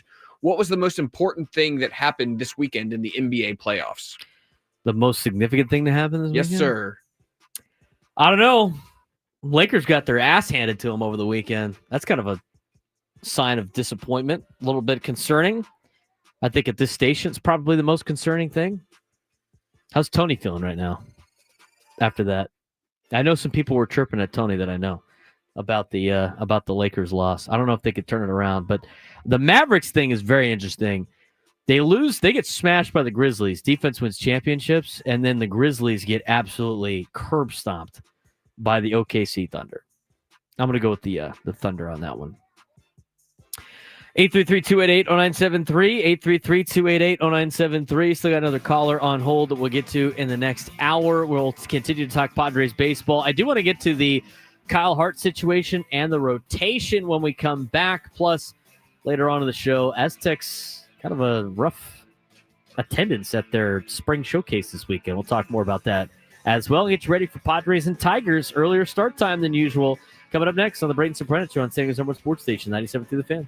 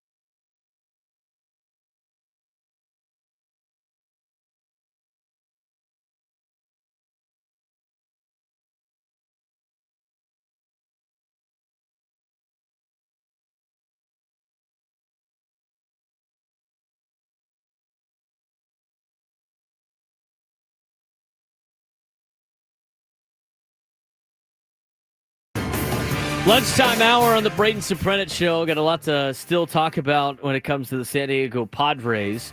833-288-0973, 833-288-0973. A lot of people had some comments on Xander Bogaerts being the biggest problem on the San Diego Padres team. I think there's a lot of, the Padres have some problems. I think lack of depth right now might be a problem. Obviously, we have some updates on Luis Arraez. Sounds like everything has been good so far. The Padres clubhouse will open relatively soon here in Detroit, so we will have hopefully more information as it comes about. Again, the game will start at 3:40 p.m. Pacific time with the Ecowater SoCal Padres pregame show at 2:40 with today's game on not only Padres TV and Fox Sports 1, but you can listen to it right here on 97.3 The Fan. 3:40 start time today, 3:40 start time tomorrow, and a 10:10 game on Wednesday. We'll get you a full preview of the Detroit Tigers coming up in the next hour. I do want to get back to your phone calls, though. 833-288-0973, 833-288-0973. And I do want to talk a little bit about the starting rotation, and Kyle Hart in just a little bit as well. Dennis Lynn talked about that with Ben Woods, and there's some thoughts I have about Kyle Hart's outing over the weekend. Let's get back to the phones. Clay in the South Bay wants to weigh in. Clay, how's your Monday doing, my guy? Oh, my Monday's doing great, Braden. I know you're doing all right. It's just obviously annoying breaking out the torches, trying to run Xander out of the house. But anyway, I just wanted to look at him in actual. He's only had 12% of his normal yearly at-bats for 155 games. He's got 8 doubles. People are saying he's not hitting doubles. He's on pace to hit like between 56 to 60 doubles. I don't have any problem with him. People talking about home runs. If they go old school and they'll remember Templeton and Ozzie Smith, and Chris Gomez. None of those guys hit for power. Their average, most of them didn't even get to 30 home runs for their whole career. So, thinking he's a punch, power hitter is just crazy. His defense is suspect on some games. But other than that, I still love Bogaerts. I think Gurriel project is the one we got to be looking at. Right, I agree with you, Clay, and I appreciate the phone call, my man. The Gurriel project, I would have said the experiment should have been over before. In fact, the biggest Gurriel supporter on this that is called into this show has been Tim in Miramar. He's like, I'm done with him. Done with him. I guess what? Well, you need him now. It's time for him to step up. Now's a good opportunity as ever for him to step up. I don't really, you can't afford to just drop him right now with the injuries that you have throughout the roster. You're going to need some production out of Yuli Gurriel. And right now, as I said before, this is like tread water time. You need to tread water. If you take 2 out of 3 from Detroit, great. I would prefer to have a 500 road trip than a losing road trip. They can't get swept, obviously, in Detroit. That'd be really bad. And Detroit's better than Houston. They're a better baseball team than Houston. So it'll be a little bit more of a challenge this week. And again, I thought the Padres were close in all 3 of their games against Houston over the weekend. But this is tread water time. Until you start getting some of these players back, you have to tread water. As Frankie Watkins in the chat said, I'd rather see Eggy get some at-bats. I'm not opposed to that. You have to get rid of Yuli Gurriel off the roster in general to get Eggy Rosario some at-bats because Eggy needs to be added to the 40-man roster. So I laid it out before. I think you go a little bit of Gavin Sheets. I think you then go with Yuli Gurriel and see what Gurriel's got, and hopefully it's not much longer than that. For a guy like Luis Arraez, it sounds like they have gotten good reports so far. But if you continue to go with Yuli Gurriel and he still can't muster together what you were expecting him to do, then I do think it's time to have the conversation about Eggy Rosario replacing him on the 40-man roster. And we'll talk more about that. I do want to get to the Kyle Hart thing, but I forgot to talk about the situation with Gavin Sheets. And potentially playing a little bit more against left-handers. Dennis Lynn talked about it. And, really talking about the depth. We didn't get to this too much because we had a lot of phone calls on Xander Bogaerts. But, with the situation with Luis Arraez, what happens if Arraez does have to be placed on a 7-day injured list? Here's what Dennis Lin had to say about the depth of the San Diego Padres on with Ben Woods earlier today. I think the only guys on the 40-man roster, again, on the position player fronts who aren't on the 26-man roster are Luis Campusano and Mason McCoy. So, yeah, neither one of those guys would be a natural replacement for Luis as the primary first baseman. So they would probably, if he has to miss some time, piece it together between, at first base, some combination of Gavin Sheets, Connor Joe, Yuli Gurriel, who I know a lot of fans are asking why Gurriel is still on the team, but for the purposes of depth and trying to keep everyone, they put him on the roster on opening day, and maybe Luis being out for at least a little bit potentially that could extend his time with the Padres, depending on first of all how he performs, Yuli. But yeah, they're very thin right now, and I think Campusano, you could be looking at him coming up to at least be a DH option. Guy who played really well in spring training, who didn't make the team, Trenton Brooks, actually Granite Hills High alum. Shout out East County, Bernie Wilson. He's maybe an option. He bats lefty. But yeah, he also plays some first base. But I think the 40-man roster is currently full, so they'd have to do a little maneuvering. But yeah, when you're talking about guys like that coming up, that means your depth is really, really being tested. Depth is being tested. And so you have a couple of options. They mentioned Trenton Brooks too. Granite Hills, by the way, I do vote in the top 10 for the high school baseball poll, the writers poll, baseball poll. Granite Hills got all 24 first place votes, 12-0-2 this year in baseball. Granite Hills number one team in San Diego, followed by Carlsbad, Patrick Henry, St. Augustine, San Marcos, Point Loma, Cathedral Catholic, Eastlake, Madison, La Costa Canyon, and this week's top 10 as voted on by 24 sports writers, sportscasters, and administrators and former coaches throughout San Diego County. So shout out to Granite Hills. Granite Hills has produced a lot of great baseball players in the past, but Trenton Brooks would be potentially one of those players. Again, you'd have to add him to the 40-man roster, just like you would have to add Eggy Rosario to your 40-man roster. And so when you look at overall some options that you have, honestly, I think the big option that you should really give a chance to is a guy like Gavin Sheets going against the left-hander. And here's what Dennis Lin had to say on Ben Woods about the potential of Gavin Sheets playing almost every day at first base.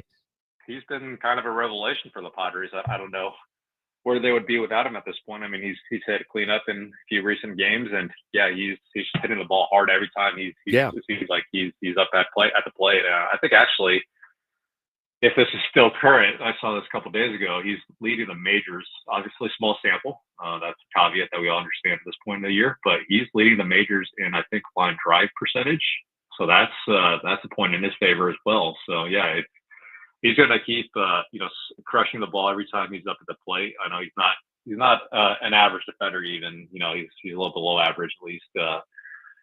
But desperate times call for not necessarily desperate measures, but just for some resourcefulness out of what you do have, and that goes for the outfield as well. I mean, Tirso and Ellis debuting in center field is not part of the plan, but they just they're sitting there too as well right now. So Gavin Sheets has to play a little more first base. I think that's a sacrifice they're willing to make if he's going to keep hitting like this.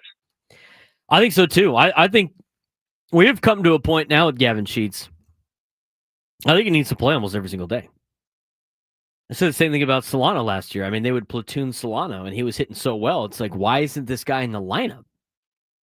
He should be in the lineup every day. And I understand the platooning. I understand the, the righty-lefty thing. I get it. Why not give him a chance?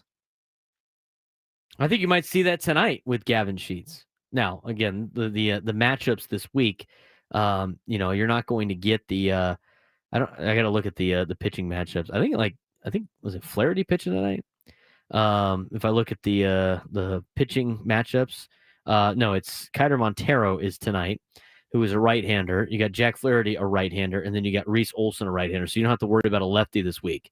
But I wouldn't mind seeing Gavin Sheets get everyday playing time. I think he's earned that right with the way that he's hit so far this year. And I think that should be the number one solution right now. That, which could put Yuli Gurriel as a DH. I don't think it really matters, but might as well give him a chance. I mean, you're going to have to use some of these players in the lineup every day anyway. So we'll see what happens with the Padres in their lineup. I'm curious to see their lineup today. I've been curious about their lineup the last 2.5 weeks since Merrill got hurt. 833-288-0973, 833-288-0973. This is the Braden Surprenant on the Braden Surprenant Show. We'll talk more about the starting rotation and Kyle Hart when we come back on the Braden Surprenant Show on San Antonio Sports Station 97 through the Fan.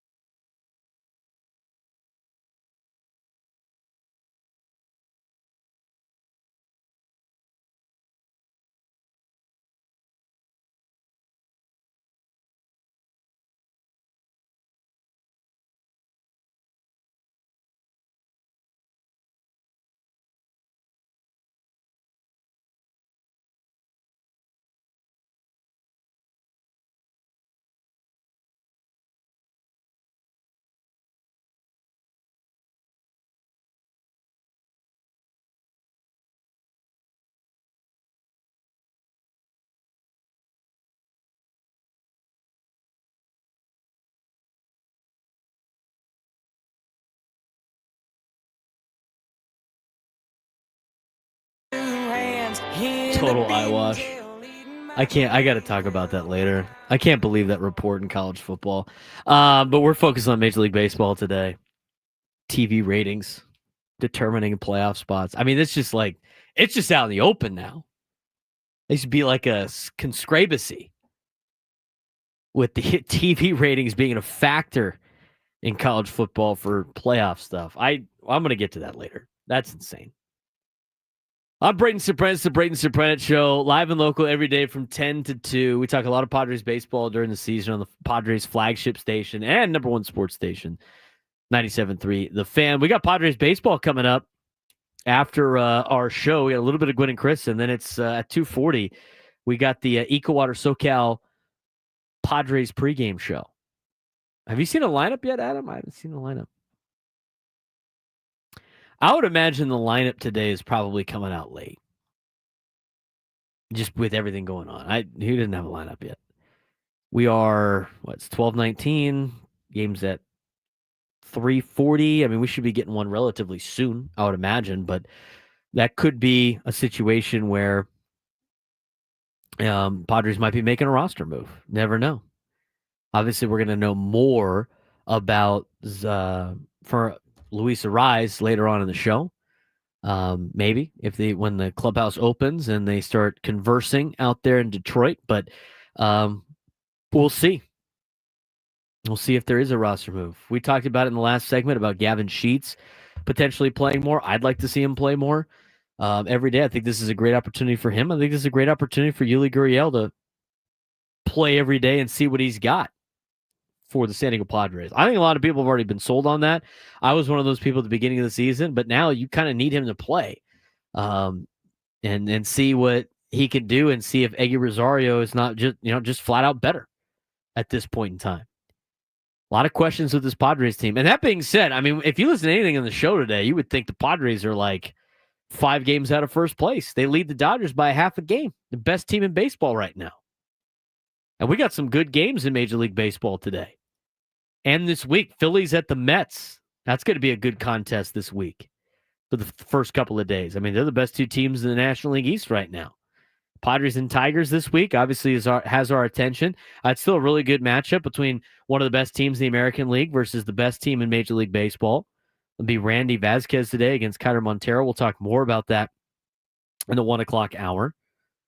We've already had a game go final. Red Sox beat the White Sox 4-2 on what do they call it? Today's like the Boston Day, right? They do the Boston Marathon, and then the leads into the game at Fenway. So the Red Sox won 4-2 over the White Sox, proved 13-11 on the year. Brewers are in San Francisco this week to take on the Giants. Cardinals and Braves this week. Braves have been on a little bit more of a roll. They have improved their record to 8-13. Not too many games tonight. 2, 4, 6, 8 games total tonight. But we'll have everybody in action in baseball tomorrow. Other games for you this week, at least in the first couple of days that we didn't mention already. The Dodgers are playing Chicago. They got 2 games left against the Cubs. Cubs have given them a world of hurt in the last series over in L.A. Imanaga versus Dustin May is going to be a good one tomorrow at 4:40 p.m. Pacific time. Tampa Bay's in Arizona before they take on the Padres. So we got some pretty good matchups in Major League Baseball. I want to talk about the Patriots Day. That's what it's called. I want to talk about the starting rotation. Kyle Hart's the number 5 starter. And as the number 5 starter, you don't expect too much out of your number 5 starter. But you would like to see him pitch a little bit better on the road. Kyle Hart's been great at home. I mean, he has been almost unhittable at home. And on the road, I mean, he has been serving up batting practice on the road. He's now 2-1 with a 6.48 ERA in his first 4 starts back in the big leagues. And he has his fair share of problems. And we're going to talk about that in just a little bit after we hear from Dennis Lin. But you look at his splits. I mean, again, at home against Cleveland in his first game, 5 innings, only 2 earned runs. He gave the Padres an opportunity to win. They did win. At Chicago, he goes 2/3 of an inning and gives up 5 earned runs on 2 hits. That was more of a wild situation. Couldn't locate his pitches. And then in his third outing against Colorado, it was against the Rockies, but he got another win. Also at home, 6 innings of 1-hit baseball and 4 strikeouts. And then over the weekend against the Astros, 5 innings, 5 earned runs, 10 hits, 2 home runs allowed. And the first time the Padres have lost with him as a starter. A lot of it has to do with location. And I think he's very comparable to another Padres pitcher that they have who's also a number 5 starter who's currently on the injured list. We'll talk about that in just one second. But here's what Dennis Lin had to say on Ben and Woods earlier this morning about the pitching situation and the starting pitching for the San Diego Padres, specifically that involves Kyle Hart. I think Darvish, I can't read what's in his head. He's always enigmatic, but I think he'd like to come back by that Dodgers series and early June, a big rematch of the NLDS. We're probably a ways away with him. But in the meantime, not a ton of alternatives, healthy alternatives at the minors right now. I mean, Stephen Kolek's obviously a guy who pitched well and had a real shot to make the team out of spring training and the starting rotation, but he's taking his lumps in El Paso right now. It's always hard to kind of read those results, but he doesn't have a ton of major league starting experience, which is also the same case with Kyle Hart, right? So he's learning to kind of readjust to the major league game, and he didn't have a whole lot of experience coming in, just a few games in 2020 after and this is coming after he pitched in Korea, a totally different league, different baseball and different hitters. So I think it's fair to give him some more time to settle in. But yeah, he is kind of who he is at some point, right? He throws up to around 92, 93. He really has to hit his spots and be fine and command the baseball to have success. And Petco Park, it seems like, I know it kind of changes every year, but so far it's been a pitcher's park for sure. So he's benefiting from that at home, but on the road, it hasn't been pretty. But at the same time, like I said, I think they're kind of short on alternatives with Matt Waldron out for at least the 60-day IL stint. So they're going to have to hope that he really commands the baseball and hits the spots, because otherwise he can get hit hard, as we've seen. Kyle Hart doesn't throw very high velocity. He comes in at like low 90s up to about 93. He's got an elite pitch in his sweeper, and when he locates that, he does very well. When he doesn't locate that, he gets absolutely tagged. Or he walks the bases all over the place, walks runners all over the place. And so I look at Kyle Hart and I look at Matt Waldron. They're like the same starting pitcher. Matt Waldron has an elite pitch. His knuckleball is elite. His other stuff is okay. It's not that great. The reason why he is a pitcher in a starting rotation and did a good job last year was the use of his knuckleball. Elite pitch. In games that he didn't locate the elite pitch, he didn't do very well. He either had a lot of walks, had a lot of movement behind him on the base pass because of a knuckleball, and if he couldn't locate a lot of his pitches, he had to use his knuckleball. He had to use other pitches that are not as good, and he got tagged. You look at Kyle Hart, it's the same thing. His sweeper is one of the best pitches. I mean, I would consider his sweeper borderline elite, but in the 2 games that he hasn't located his sweeper, he had an S-ton amount of walks with 4, which is ridiculous. Or he gave up 5 earned runs on 2 long balls because he left a 92-mile-an-hour fastball over the heart of the plate. I mean, you can't be doing that as a number 5 starter. Now, granted, as a number 5 starter, you're expecting him to get he's going to have like a 4 ERA if he's like really good number 5 starter. He just needs to be in a position, give you like 5 or 6 innings and put you in an opportunity to win. And he's done that in all of his outings to an extent. I mean, really, they needed to come back against the Cubs. He didn't really give you an opportunity to win. That was more of a bullpen save job on April 6th against the Cubs than anything else. Against the Astros, it just kind of, but not really. In his 2 losses, he hasn't really given the Padres that big of an opportunity to win. And they're 3-1 in his starts. But to me, he's like the same pitcher as Matt Waldron. And so, again, he's got to learn how to locate if he wants to be the number 5 starter in the rotation. The sweeper plays. The sweepers are his sweeper is one of the best pitches in baseball. I mean, he's legit at the sweeper. All his other stuff, not very good. Not very good. A lot over the heart of the plate. And when you throw 92 over the heart of the plate, that ball is leaving the yard in a hurry. And that you can't have that. I mean, you let Smith, who was the number 9 hitter for the Astros, just like look like an all-star against you on Saturday. And so that's a little bit of a problem with the rotation. The Jekyll and Hyde that is Kyle Hart so far. 833-288-0973, 833-288-0973. Want to get back to your phone calls. We also want to dive into some more Padres talk, and I do have to ask the question. And it might be, I might know the answer from a lot of you. And this was posed on MLB Network. I think it's a very interesting topic. Is Fernando Tatis Jr. the best leadoff hitter in Major League Baseball? There's a lot of good leadoff hitters in Major League Baseball. I mean, if he's going to be in the consideration for an MVP, he's got to be the best hitter in Major League Baseball. We'll answer that when we come back on the Braden Surprenant Show on San Diego's #1 sports station, 97.3 The Fan.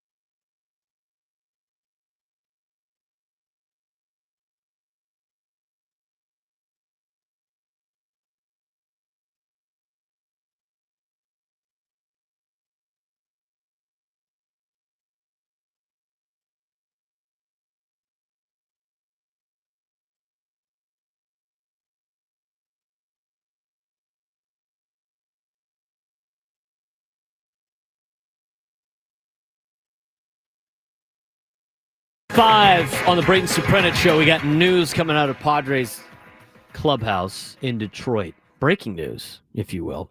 According to Kevin AC, just tweeted this out 3 minutes ago. Luis Arraez will be placed on the 7-day injured list. He is in the concussion protocol, which is not surprising. I'm not surprised. I mean, especially with concussions. As somebody that's had a concussion, again, you don't really feel a lot of the symptoms very early on unless it's a very severe concussion. I think the way that he, looked as soon as he got hit by Mauricio Dubon could kind of allude to that. They obviously had good reports back from him in terms of no fractures or any type of serious damage. They were worried about, his jaw a little bit, but not too much there. And so for the next 7 days, he will be in the concussion protocol 7-day injured list, which is different than the 10-day, which is different than the 15-day, which is different than the 60-day. All of them are for different reasons. 10 days for more position players, 7 days for concussions, 15s for, I know pitchers can go on the 15-day injured list, and then they have the 60, which is obviously like half the season when guys are really banged up. But Luis Arraez will be placed on the 7-day injured list. He is in concussion protocol. With that news, obviously it's a big reason why the Padres have not announced the lineup yet, because they're probably getting, all their ducks in a row when it comes to their roster and when it comes to, making a roster move. Obviously, they're going to have to be, they're going to have to bring somebody up. If they want to bring somebody up that's not on the 40-man roster, they're going to have to make another move, either a 60-day IL for somebody on the Padres, which I don't know if there's any potential candidates for that, or, maybe send somebody elsewhere if they want to bring up a guy like an Eggy Rosario or Trenton Brooks. Mason McCoy and Luis Campusano are two players that are on the 40-man roster that could be added to the major league club without having to make a move like that. So it will be interesting to see what the Padres roster move is, and we will continue to scour through X and Twitter to see what else we can get out of the Padres clubhouse, as they have obviously opened the clubhouse in Detroit. Again, first pitch will be at 3:40 p.m. Pacific time, with the Eco Water SoCal Padres pregame show at 2:40 with Sam Levitt. We got a quick Gwen and Chris today coming up in the 2 o'clock hour, and I will take you up until that point right here on 97.3 The Fan. If you haven't done so already, be sure to give us a like on the YouTube page. We really appreciate that. For everybody that is watching on YouTube, over 150 of you, give us a like. It takes 2 seconds to do. We really appreciate that. Really helps us get this out there as much as we can. Be sure to follow me on social media at B_SURP, at BSURP. We got a lot of content that we post on our social media pages as well. Had a lot of great sound bites from Dennis Lynn earlier today with Ben and Woods. We've played a lot of them on the show today that has created some really good segments for us and has gotten a lot of fan engagement, which has been awesome. So we really appreciate that. Obviously talking about Kyle Hart in the rotation in the last segment, but a thing that was brought up on MLB Network this morning was, is Fernando Tatis Jr. the best leadoff hitter in all of baseball? I think it's hard to argue with that, and there's a lot of good leadoff hitters in baseball. It's usually just good hitters in baseball that end up batting leadoff, and we don't have all the numbers of certain players in there too, because guys like Ronald Acuna Jr. hasn't played yet. And he's usually a leadoff guy. But you start looking at the comparisons and everything. I mean, Fernando and people were having their own comments in there about, Francisco Lindor and Shohei Ohtani and Corbin Carroll. I'd take Fernando over all those guys. In fact, if you look at all the numbers between those particular players, Fernando's better than all of them right now. Ohtani's missed some time being on the paternity list and what have you, but Fernando's hitting 358. Which is better than Carroll and Ohtani and Lindor. He has a on-base percentage that is way higher than Carroll, Ohtani, and Lindor. His on-base percentage right now is .430. He's been so disciplined at the plate. It's been phenomenal. I mean, it's just helping his game and helping him turn into that MVP caliber player that we knew he was capable of doing. His slugging percentage is at .691, better than everybody else for leadoff hitters. His expected weighted on base average is better. I mean, he literally is the number one player in almost every statistical category amongst not only leadoff hitters, but he leads Major League Baseball in WAR. He's got the best B WAR in Major League Baseball at 2.1. And if you pull up Fangraphs, he's got the second best F WAR in Major League Baseball with 0.1 behind Aaron Judge, who has a 2.0 F WAR in Major League Baseball, which is higher than Carroll and it's higher than everybody else. Is Fernando Tatis Jr. the best leadoff hitter? I might be able to dive into that a little bit more tomorrow. But as of right now, I would totally have him in my lineup as a leadoff hitter. I don't know. There's not a lot of players, I think, that are better than him in a leadoff spot. I think the way how dynamic he is on the base pass, I think it's more dynamic than Shohei Ohtani. I think his power might not be as much as Ohtani, but as a good leadoff guy, I think the Padres might be better suited with a guy like Fernando Tatis Jr. I mean, I look at the eye test, and I'd take Fernando as a leadoff guy. I think a lot of the appeal of Ohtani is obviously that he can pitch. He's fast. He has a lot of intangibles. I'm not going to disagree with that. And with everything he does, he's obviously the best player in baseball right now, Ohtani. But Fernando Tatis Jr., best leadoff guy in the game, I can go with that. I can see that.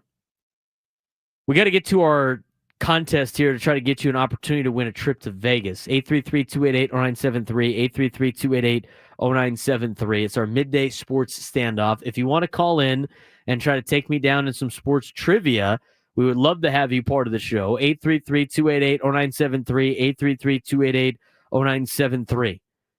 If you take me down in sports trivia question today, you would be qualified for a chance to win our grand prize. 2 tickets to either Disturbed, Ghost, or Pantera in Las Vegas, plus a 2-night stay at the MGM Grand in Las Vegas and a $150 gift card. Get tickets for all 3 shows now at Ticketmaster.com.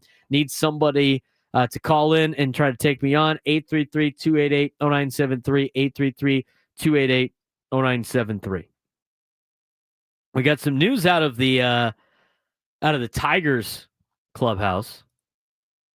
Javier Baez is going to be making his first career start in center field today against the Padres. Javi's hitting .268 with a .305 on base, a .321 slug, and 59 plate appearances. Started some in center field in the spring, and he's played 8 innings there in 3 appearances this season. He's mostly played third lately, but the Tigers have decided to give Jace Young a look out there now. So Javier Baez will be the starting center fielder tonight for the Detroit Tigers. Tigers already have their lineup in. Leading off and playing second base is Gleyber Torres. Zach McKinstry's batting second in right field. Riley Green batting third, playing left. Spencer Torkelson will bat cleanup and be the first baseman for the Tigers. He's off to a great start to the year. Colt Keith is the DH. He bats fifth. Jace Young plays third. He bats sixth. Javi Baez playing center field, bats seventh. Trey Sweeney will bat eighth and play shortstop. And Thomas Nito's the catcher. He bats ninth for the Tigers tonight against the San Diego Padres. This afternoon, game will start at 3:40. Pregame show at Ecowater SoCal Padres pregame show at 2:40. Arraez in concussion protocol. If you're just tuning in, he'll be on the 7-day injured list. We'll wait for a Padres lineup when we get it. But without further ado, it's time for our midday sports standoff on the Braden Surprenant Show. Welcome to Midday Sports Standoff on the Braden Surprenant Show. I can't believe what I'm seeing right now. The ultimate head-to-head battle where sports knowledge and quick thinking collide. No, it's no good. Are you kidding me? Contestants will go toe-to-toe with Braden in a sports trivia deal where every correct answer brings them closer to victory. Down the sideline! Wow! Unbelievable! Ball! But 3 strikes and it's game over. This is not Detroit, man. This is the Super Bowl. Can you outsmart Braden? The midday sports standoff starts now.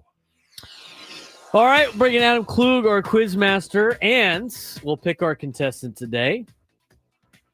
Any of those 3?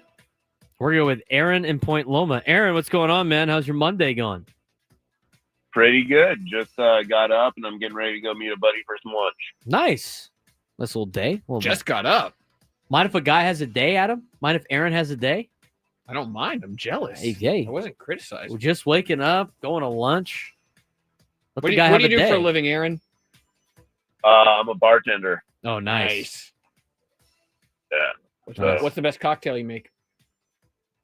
I'm gonna say a margarita, just because I've probably made about 1 million of them in my life. Is that your most popular drink that you have to make? I heard it's the most popular drink in America. I think that I probably make more margaritas than any other like specific cocktail, but now I think old fashions too. I make a lot of old fashions. That's a very trendy drink right now. I usually get that in the wintertime. I don't know, not much in the summer. Can't be having bourbon too much in the summertime.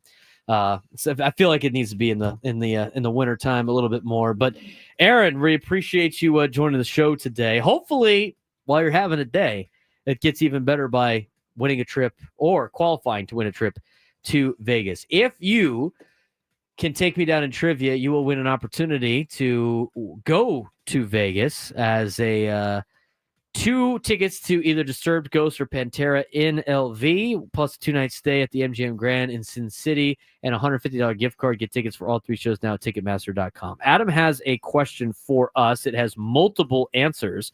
For every answer you get correct, you get a point. Every answer I get correct, I get a point. We go back and forth until the list is finished. If any answer you give repeats, you will get a point for every time it repeats on the list. Whoever's got the most points at the end will win today's contest. If for whatever reason you are stumped or you don't answer in the allotted amount of time, you will get a strike, 3 strikes, and you're out, and you will not qualify to win the contest. All rules make sense. Ready to play? Yep, let's do it. All right, Aaron, I'll pass it over to Adam, who has today's question. All right, gentlemen. Yesterday, the Brewers beat the Athletics 14-1. But what really stood out was that the Brewers stole 9 bases, including 6 in the first inning. The 9 stolen bags broke the team's record for most steals in a game that stood for 33 years. Name me a Brewer who successfully stole a base yesterday against the A's. You'll get double or perhaps even triple credit for repeat correct answers. Aaron gets to go first. I'm gonna go with Jackson Churio. Jackson Churio. Jackson Churio didn't steal a bag. Aaron's still asleep. Holy! Oh my God! Whoa! Watch language. Whoa! How does that happen? I agree with Jackson... you. I'm just as shocked. That would probably be my first guess. Did what's his name? Did Christian Yelich swipe a bag yesterday? Wow. One bag for Christian Yelich. Old man Yelich. Back prop, bad back and all. Okay, I'm gonna go with Sam Frelick. Go with Sal Frelick. Sal Frelick. That's what I meant. Stole 2 bags yesterday. Did Sal Frelick. Sal Frelick. Sal Frelick. Put some respect on his name. I don't really want to go with their... I'm just trying to think of Brewers now. Contreras? Do you know which Contreras is on their team? It's William Contreras. Wilson Catcher William Contreras did steal a base yesterday. Wow. The fact that Churio didn't steal one now is just like, okay, well, time to go with a bunch of just names that we could think of the Brewers. Yeah, that's blowing my mind. I was sure he had a few of them. Did Rhys Hoskins steal a base? Rhys Hoskins, the first baseman, coming off a torn ACL? Sure did. Oh, my God. Rhys Hoskins. Let's go with Terang. Terang still a bag yesterday? Braden off the top rope with Bryce Terang, the stealer of 50-something bases last season.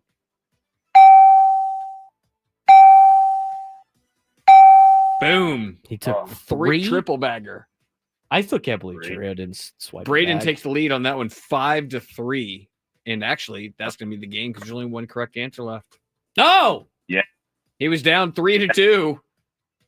And the three bagger got him. Thanks for playing, though, Aaron. Well, I appreciate that. Well, the Cheerio thing is mind-boggling. Hopefully, Aaron has a nice day at lunch, though. Yeah, we appreciate Aaron for listening, for waking up and playing with us. The other correct answer is Caleb Durbin, who was acquired from the Yankees in the Devin Williams trade. Caleb Durbin, who has played 3 games this year. Yeah, definitely was never going to get that name. I didn't even know he was a player. He's 25-year-old third baseman who has played in 3 games. Bryce Terang's already got 8 stolen bases this year. William Contreras has 3. Rhys Hoskins had his 1.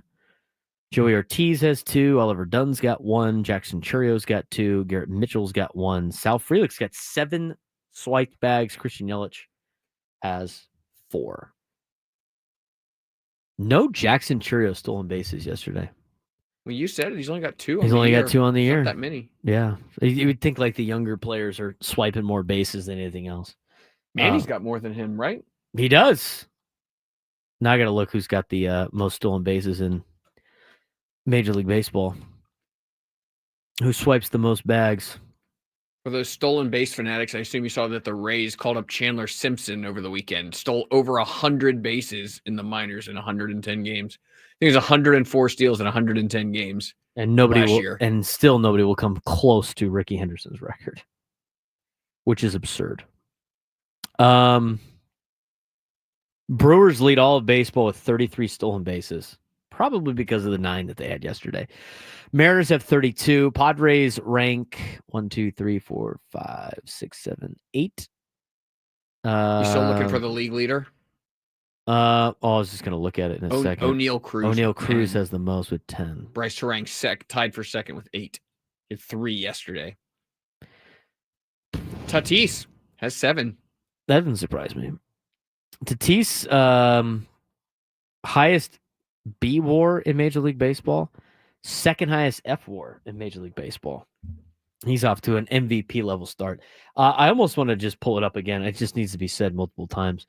But Kevin Acee put out his daily mailbag, daily newsletter. And this is the second time that he has gotten his own tidbits. Tatis, 2 for 4 yesterday with a walk, which extended his hitting streak to 9 games and his on-base streak to 21 games. The latter is 1 shy of his career high set last season. This is the highest batting average, highest on-base percentage, highest slugging percentage, most walks, and most stolen bases, and tied with 2021 for the most home runs Tatis has ever had in 21 games into a season. A day after moving into a tie with Will Myers for 7th on the Padres' all-time home run list, Fernando moved up another spot and is now tied with Tony Gwynn for 6th with 135 home runs. Next up is Dave Winfield, who hit 154 home runs with the Padres. That is a mind-blowing stat for the amount of games that Tatis has played in a Padres uniform. Tatis's 427-foot homer was his longest of the season, and his MLB leading 6th with a projected distance of 400 feet or more. Tatis is tied with 5 others for an MLB high 10 multi-hit games. Tatis has scored all 5 of the Padres' runs over the past 2 games. He has scored after half his walks this season, including in the first inning last night. That's the biggest. I mean, that's one of the biggest stats of that group. Every time, every tidbit that Kevin Acee had today on Tatis. 1, 2, 3, 4, 5, 6, 7. He had 7. Each one got more and more impressive. He has scored after half his walks this season. His walk rate's going way up for a player that hasn't been that disciplined as a leadoff guy so far, or in his career. So when people didn't want to have him bat leadoff, now he's walking more and he's scoring half the times he walks. Great way to start a ball game. Got some sound from Mike Schilt we'll get to when we come back. The Braden Surprenant Show on Saturday Summer Sports Station 97.3 The Fan.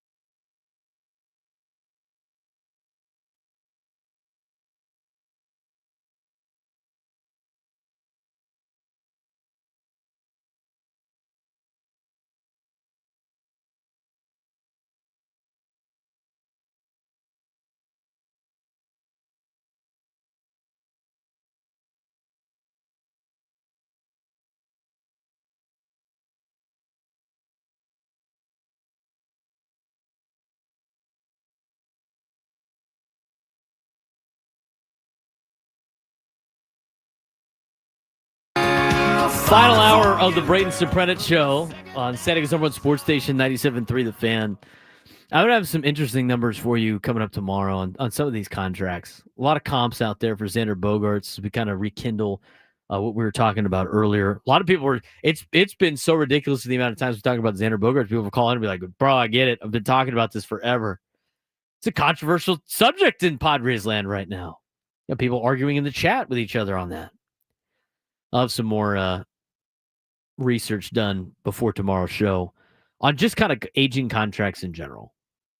I mean, there's a lot of them on there. And I haven't even updated this sheet in a long time. And I had it up until 2023. So I'm going to go through all of 2024 and 2025 about all these players that have signed these multi-year deals that are all worth $20 million a year plus. And you watch them go over the years. Like 2014, there was only one player that was making $20 million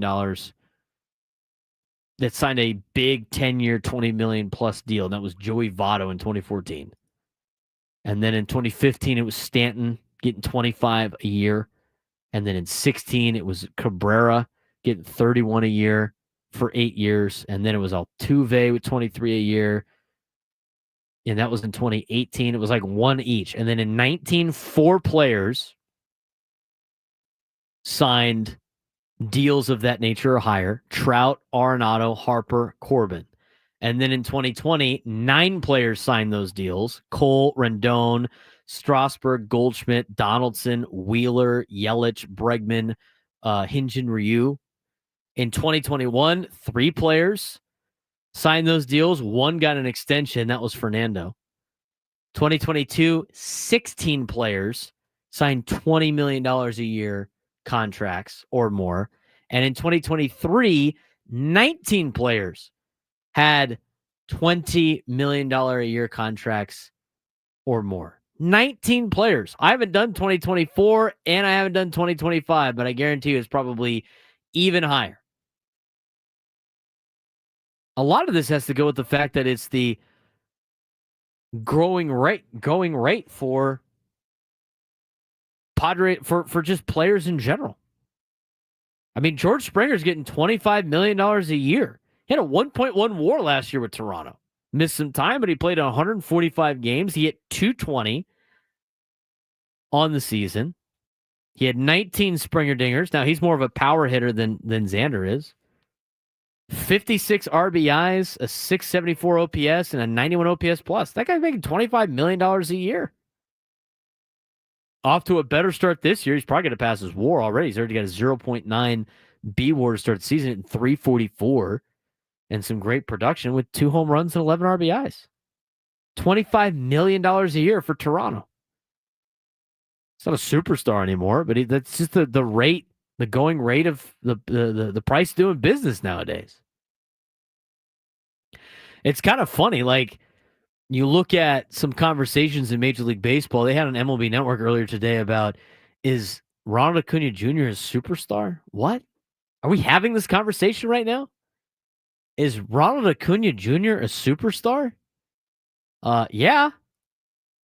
Ronald Acuna Jr. is one of the best players in baseball when he's healthy. I guess if you want to talk about the fact that he's not healthy all the time, then he's not a superstar. Guy's been an all-star 4 times in his career. Last year, he wasn't an all-star because he played in 50 games. Guy's been one of the best players in Major League Baseball his entire career. He's a phenom. He's a leadoff hitter for the Atlanta Braves. He had an 8.4 WAR in 2023. Is the guy a superstar? Yeah, of course he is. Injuries going to knock him down a notch. I can't believe this is a serious conversation we're having. So funny how the media turns on quickly on players. MLB does need to market their superstars. Trent Grisham off to a good start to the year, as Rod pointed out. Yeah, he is. Playing Yankee Stadium. We told you in the last hour, Kevin Acee had a report on Luis Arraez. He will be placed on a 7-day injured list. He is in concussion protocol. He has then tweeted again 2 minutes ago, infielder Mason McCoy has joined the Padres in Detroit. This is the corresponding move. Padres haven't announced anything yet, but according to Kevin Acee, as reported by Kevin Acee, Mason McCoy is with the ball club in Detroit. So there's your roster move you're looking for. So I'm sure they will have one out in just a little bit, but then we'll keep an eye on it, see if the Padres put it out officially. And once they get the roster move, you'll probably get a lineup, which should be happening relatively soon. Again, the pregame show starts at 2:40. A injured list for Arraez, and Mason McCoy apparently is there. So we'll see what we got on that. We do have Mike Schilt from earlier today on MLB Network Radio talking about the Luis Arraez situation. This is obviously before what Kevin Acee reported moments ago, but still an update nonetheless. I just texted with him. He stayed back, understandably, in Houston and woke up, and as you would expect, sore. But all things considered, we don't usually see that kind of collision in our sport, and clearly very, very scary. Sounds like, at least to this point, he's coming out as about as good as be expected. Clearly sore, but nothing from an imaging standpoint to this point is showing anything that is overly alarming. He did have a little bit of lack of recollection short term of what, kind of took place. All of it's coming back to him. Rightfully, there's concussion protocols, and but he's alert and going through testing. And, like I said, text with him today, and what a warrior this guy is, man. This guy's got a heart of a champion. And, it sounds like, long term, from his health standpoint, he's going to be okay. So we're very grateful and he prepared for him. Yeah, that's certainly good news. Is there a chance that he'll fly to Detroit today, or does that seem unlikely at this point? I think that's unlikely. Understandably, anything that happens, in the head area is something that's going to be taken very seriously. And so he's going to get tested today some more and evaluated, and we'll just see how it goes from there.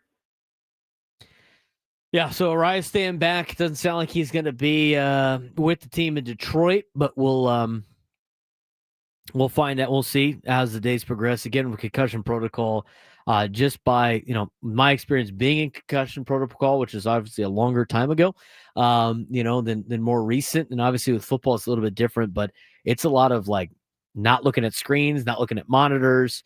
You have to be like careful when you go to sleep. And everything like that, at least in the first 24 hours of the sleep thing.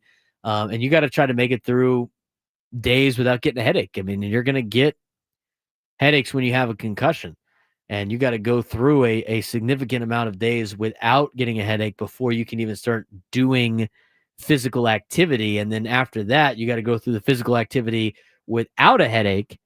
And then that's when you get cleared. At least that is what it is in the football world. We still have the same kind of concussion protocol for high school football that I have to be trained in almost every single year. I think it's every 2 years I have to get retrained on how we handle concussions and everything like that. And for baseball, it's a little bit different, but we'll see about how long it's going to be for Luis Arraez. I mean, you're obviously not going to see him in Detroit. He's on the 7-day injured list for concussion protocol. And we'll see how long it takes before they even maybe just send him home to San Diego instead of, obviously if he's not going to go to Detroit, he's going to be home waiting for the team before they take on Tampa against 7-day injured list for concussion protocol. So that's kind of how it plays out when it comes to the concussion protocol, as somebody that's been a part of it before and has to deal with it from a high school football perspective. Now, obviously Major League Baseball has got different rules and everything like that. So I don't know what that particularly is. Obviously everything's very different per sport, but usually that's how it works for concussion protocol. In fact, coming back is like a lot of conditioning and running and cardio stuff that you have to pass before you can be allowed to participate again.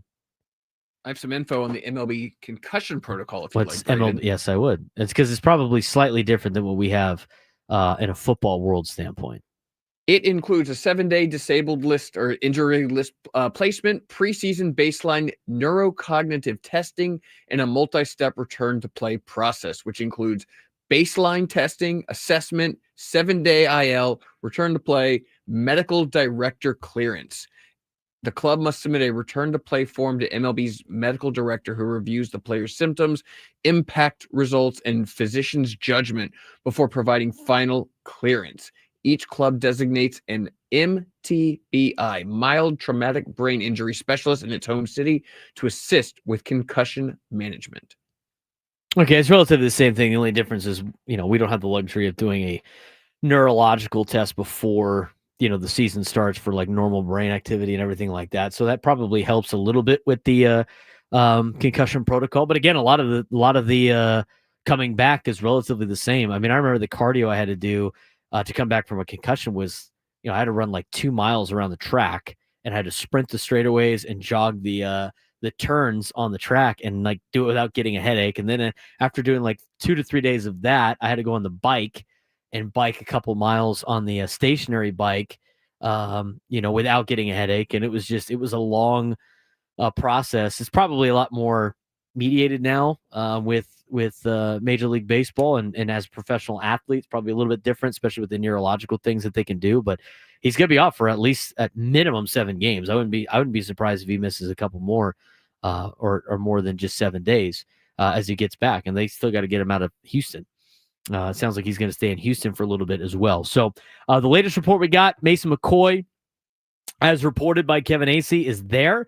Should be the corresponding move for the Padres. We'll see what the official move is when they release it. Get you a lineup. If we get it, we'll get you a preview of the Padres and the Tigers. But I also want to mention a little bit about the Aztecs football were in action over the weekend. Had a little bit of a interesting spring game.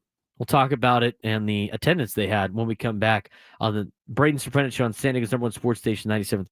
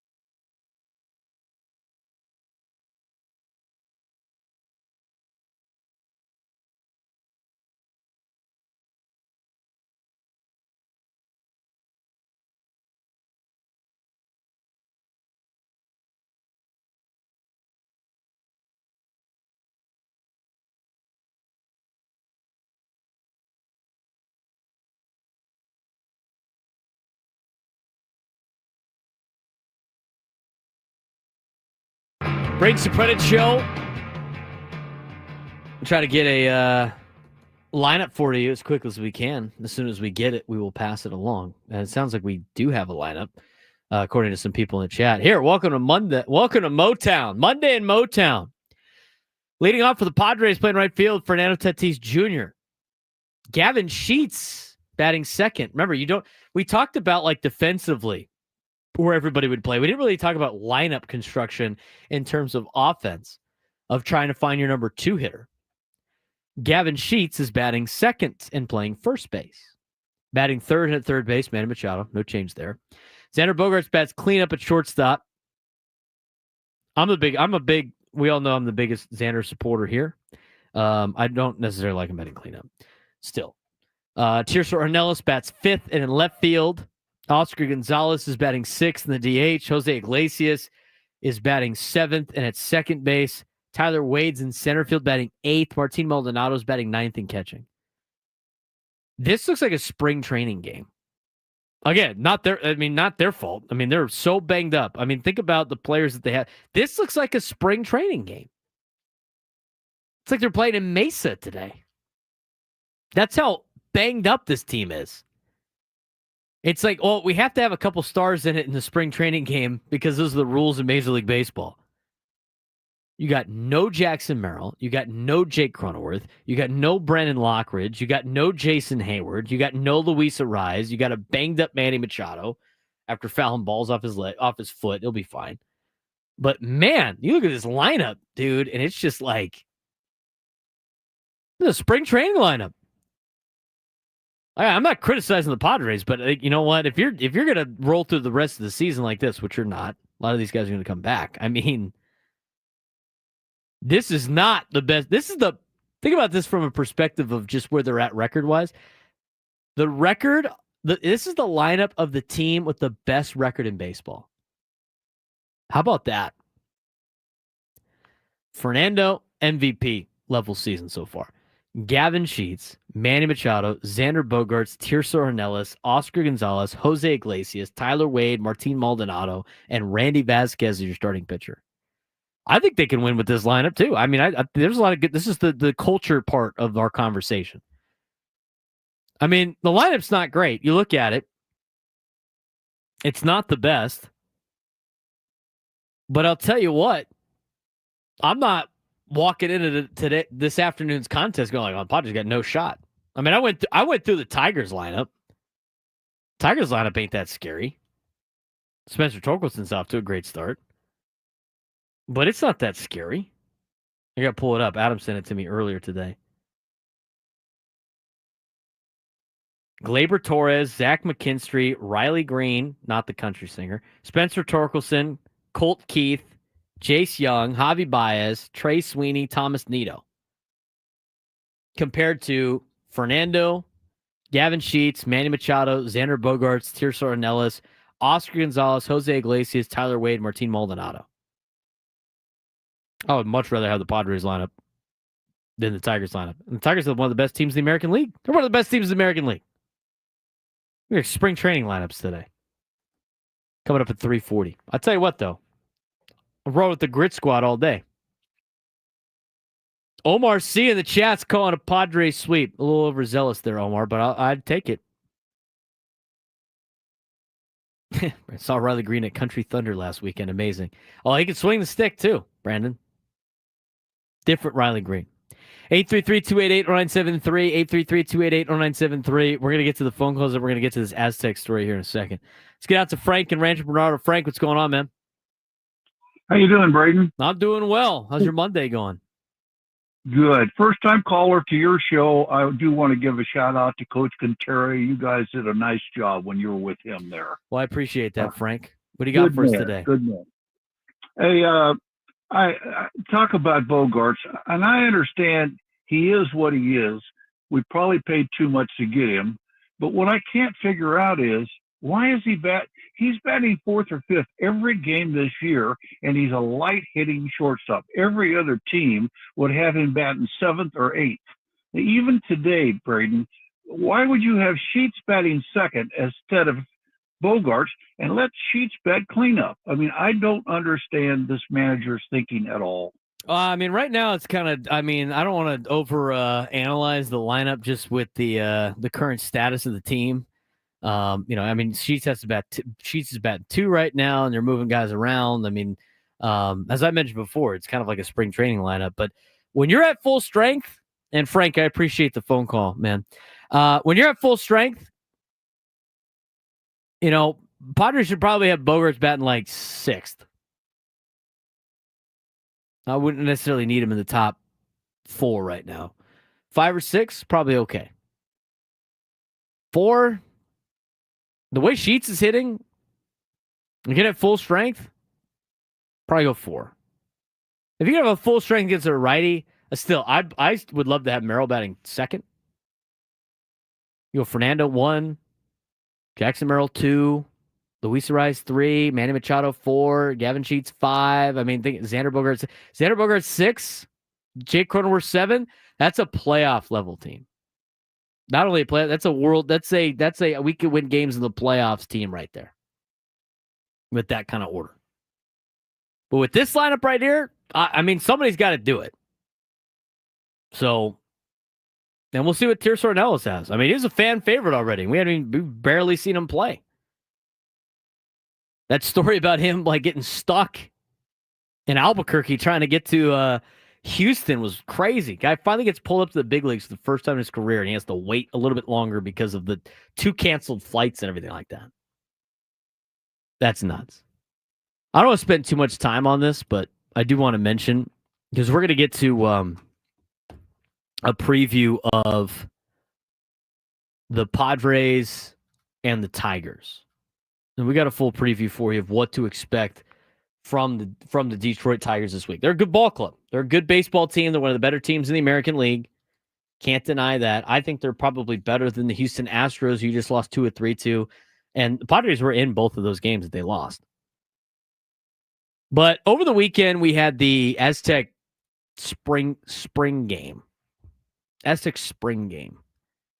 And look, I mean, I'm a huge supporter of Sean Lewis. I think he's a good coach. I think the first year, grading the guy just on 1 year is rough. Okay, but the AztecFAST showcase over the weekend, you're trying to get people interested in Aztec football.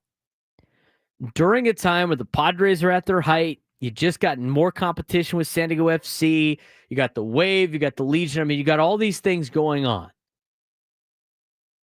And you decided to do like a spring skills challenge instead of a scrimmage to wrap up spring practice. I think that's, in the grand scheme of things, I think that's fine. But to have that be the showcase at the stadium, I mean, why? I don't get it. I mean, I don't care how good of a team is. I don't want to watch TCU do that as a TCU fan and season ticket holder. I have zero interest in that. I don't really care if my quarterback could play defense in 7. They didn't even have everybody play in their normal positions for 7-on-7. Look, I understand the fun aspect. I mean, I would do this with my high school team at the end of our summer camp for 6 weeks. Absolutely. But when terms of like trying to show off your product to the city and trying to get people to go and watch, I think it's a huge miss by the Aztecs. Huge miss by the Aztecs. I mean, it's all eyewash. Dodgeball, tic-tac-toe. Again, fun competition for your kids on the team. Fun competition to get, some excitement with amongst yourselves. Totally agree with that. Rewarding your players with a fun day after putting in a lot of work. Fantastic. But unfortunately for the Aztecs, they're not in the business of just trying to be a good football team. They're in the business of trying to be an exciting football team. As an exciting football team that could fill some voids of football here in town to get people in San Diego excited for a product of a place that they might have not attended for school. That's where you have to be in the business of, especially in the future of college athletics. Sean Lewis was quoted, after the day about the game. I mean, you had an estimated 1,000 people gathered at Snapdragon Stadium on a pleasant afternoon. 1/3 of the turnout for last year's showcase, when fans were eager to see Sean Lewis's new AztecFAST offense. New format didn't sit well with some hardcore Aztec football fans, as laid out by Kirk Kenny in an article in the San Diego Union Tribune. Several on chat boards and social media said they would skip the proceedings. Quote, "I would like a good explanation for not doing a true spring game," one fan, Rebar619, tweeted in the midst of the event. "I am pretty open-minded, but elementary school games doesn't cut it. If J.D. Wicker wants to get season ticket holders, this is not going to help. It's hard to take the program serious with this nonsense." I don't even know if they really had 1,000 people at the thing. They probably had 1,000 people claim tickets, but based on the pictures and the images, there was it looked like 25 people were at this event. My dad's a season ticket holder. He got asked about this probably 1,500 times in an email. Zero. He's a football coach. He's a local football coach in town, and I zero interest in going to this. I have zero interest in going to this. I don't know what they're doing. I don't get it. They're trying to win over fans and saying, I mean, they have I think Sean Lewis and company's got an impossible task on their hand. And I think they're doing the best they can. And again, all of this, like this event, I'm not against this event in terms of betterment of your team. I love this. Team building, competition, seeing how you guys compete. I'm all for it. In terms of your showcase for the city, I don't know why you didn't want to play a regular spring game. And I don't even think spring games are that exciting in general. But where you're at with the Aztecs right now, where you're at in the grand scheme of college football, in the next 5 or 6 years being probably the most important for the athletic program and the athletic department, it really hinges on football. And they really got to get football going. And it's so hard. It's difficult. I mean, they're doing the best with what they got in terms of NIL, in terms of trying to go conference realignment. I mean, they're trying their best.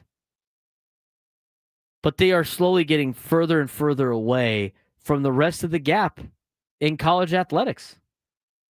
And basketball is good, but they're going to get hampered by the football program here in a second. I mean, it's just a mess for San Diego State. And again, I mentioned it before. You keep buying in a lot of the stuff with San Diego State with their new conference. It's not a new conference. It's the same conference with Washington State and Oregon State, who got left behind in the first place. And they still have a TV contract done. And until I cannot evaluate it until there's a TV contract done. I mean, if they go out there and get $10 million a year for a TV contract, that's great. I think that's actually not too bad. Then all of a sudden it makes a little bit more sense. But if they don't get that, it's doomed. They're doomed, which is awful because they just built a nice stadium over there in Mission Valley. And they're getting some help now. They're going to start building around it, which is great. Some retail, some restaurants, some bars, some things that are going to be great for fans to go watch college football at some of the bars before, then go into the stadium. I think you got to get better than what they put out there over the weekend. I mean, you just don't know anything about the players, and you're trying to establish yourself in town. It's just a difficult, and I'm not saying it's easy, but I don't know how this new conference is going to do until we get a TV contract. I mean, it's just tough to watch a lot of this stuff. How are the Tigers, the Detroit Tigers? We're going to get you a full scouting report and preview to finish the show when we come back. Then after me, it's Gwen and Chris. Quickly, before you get to the EcoWater SoCal Padres pregame show, all coming up next on San Diego's #1 sports station, 97.3 The Fan.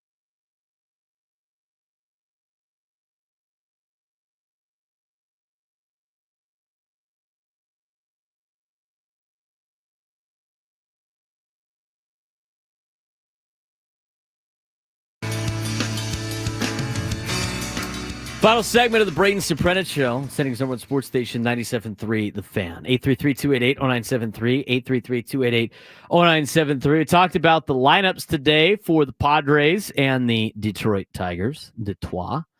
Padres lineup today looks like a spring training lineup to some.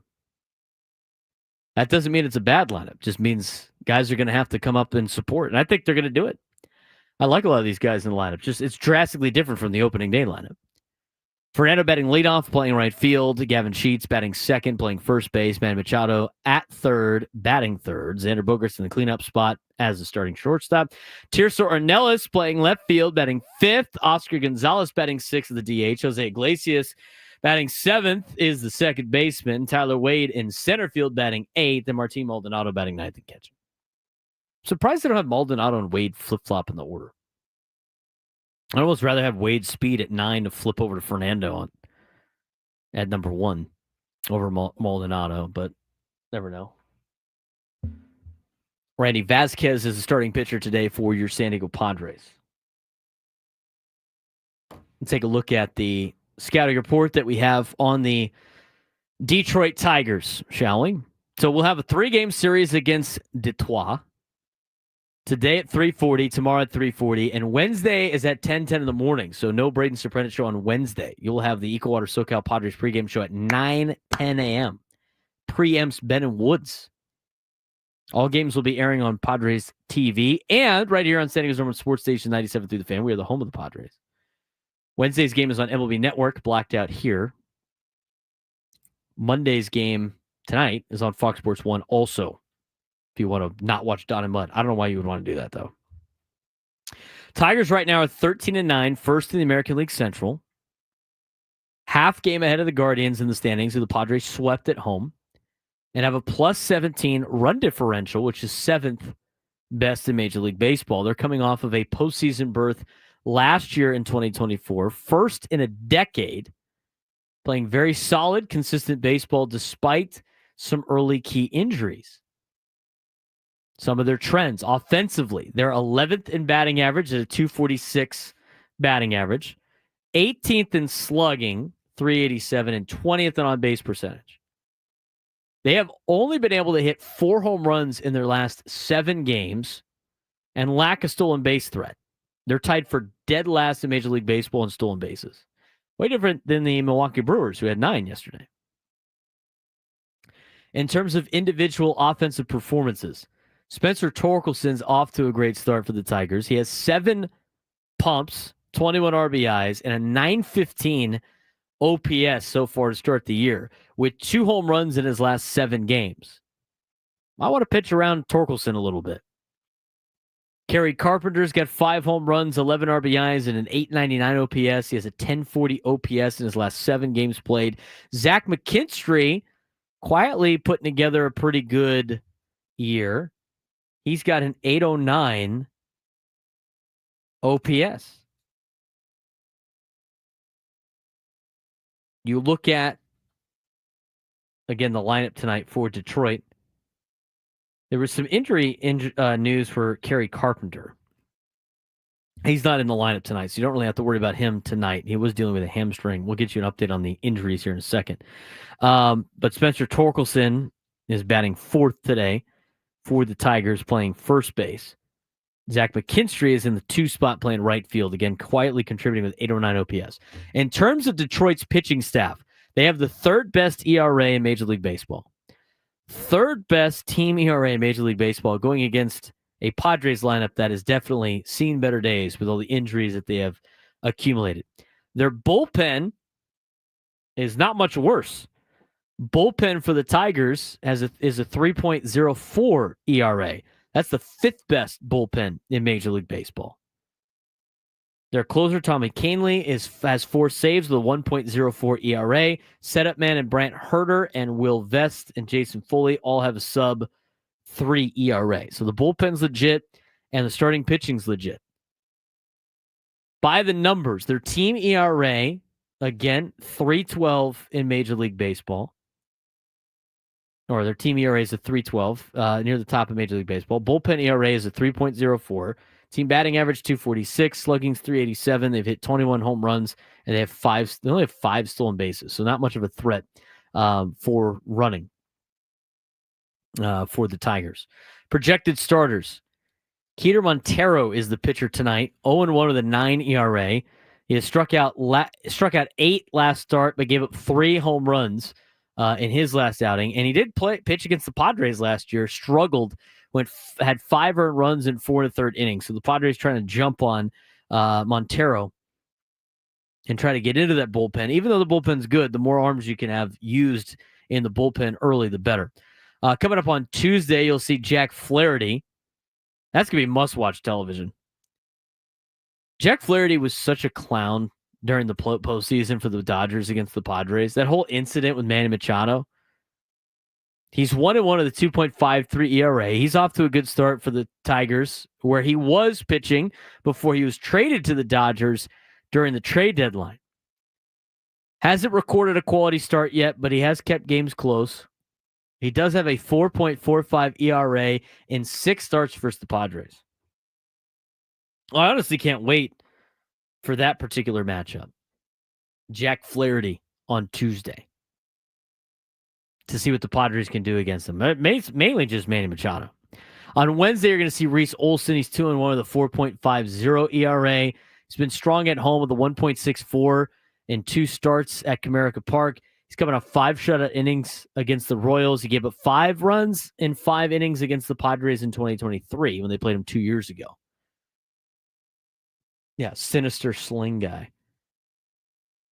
I hope Manny takes him 450 deep, Frankie Watkins. I really hope so. It'd be awesome to see. Jack Flaherty on Tuesday. So you're going against 3 right-handed pitchers. You don't have to deal with the left-hander, which has been the biggest problem for the Padres so far this season. Again, Keter Montero's tonight. Jack Flaherty's tomorrow. Reese Olson is on Wednesday. Injury report for you. Kerry Carpenter is day-to-day with a hamstring injury. Parker Meadows is out with a nerve injury. Manuel Margot has a knee injury. Jake Rogers has an oblique. Matt Vierling's got a shoulder. And Wenzel Perez has a back injury. So they're beat up just as much as the Padres are. Pitching staff has been hit really hard. John Brebbia is out. Alex Cobb is out. Bo Brisky's out. Ty Madden's out. Sawyer Gibson-Long's out. Alec Lang is out. Jose Urquidy also out. He's had Tommy John surgery. Brisky's absent especially weakens the late innings. It has been a asset for the Padres or for the Tigers so far this year, but again, they've got a lot of pitchers on the mend.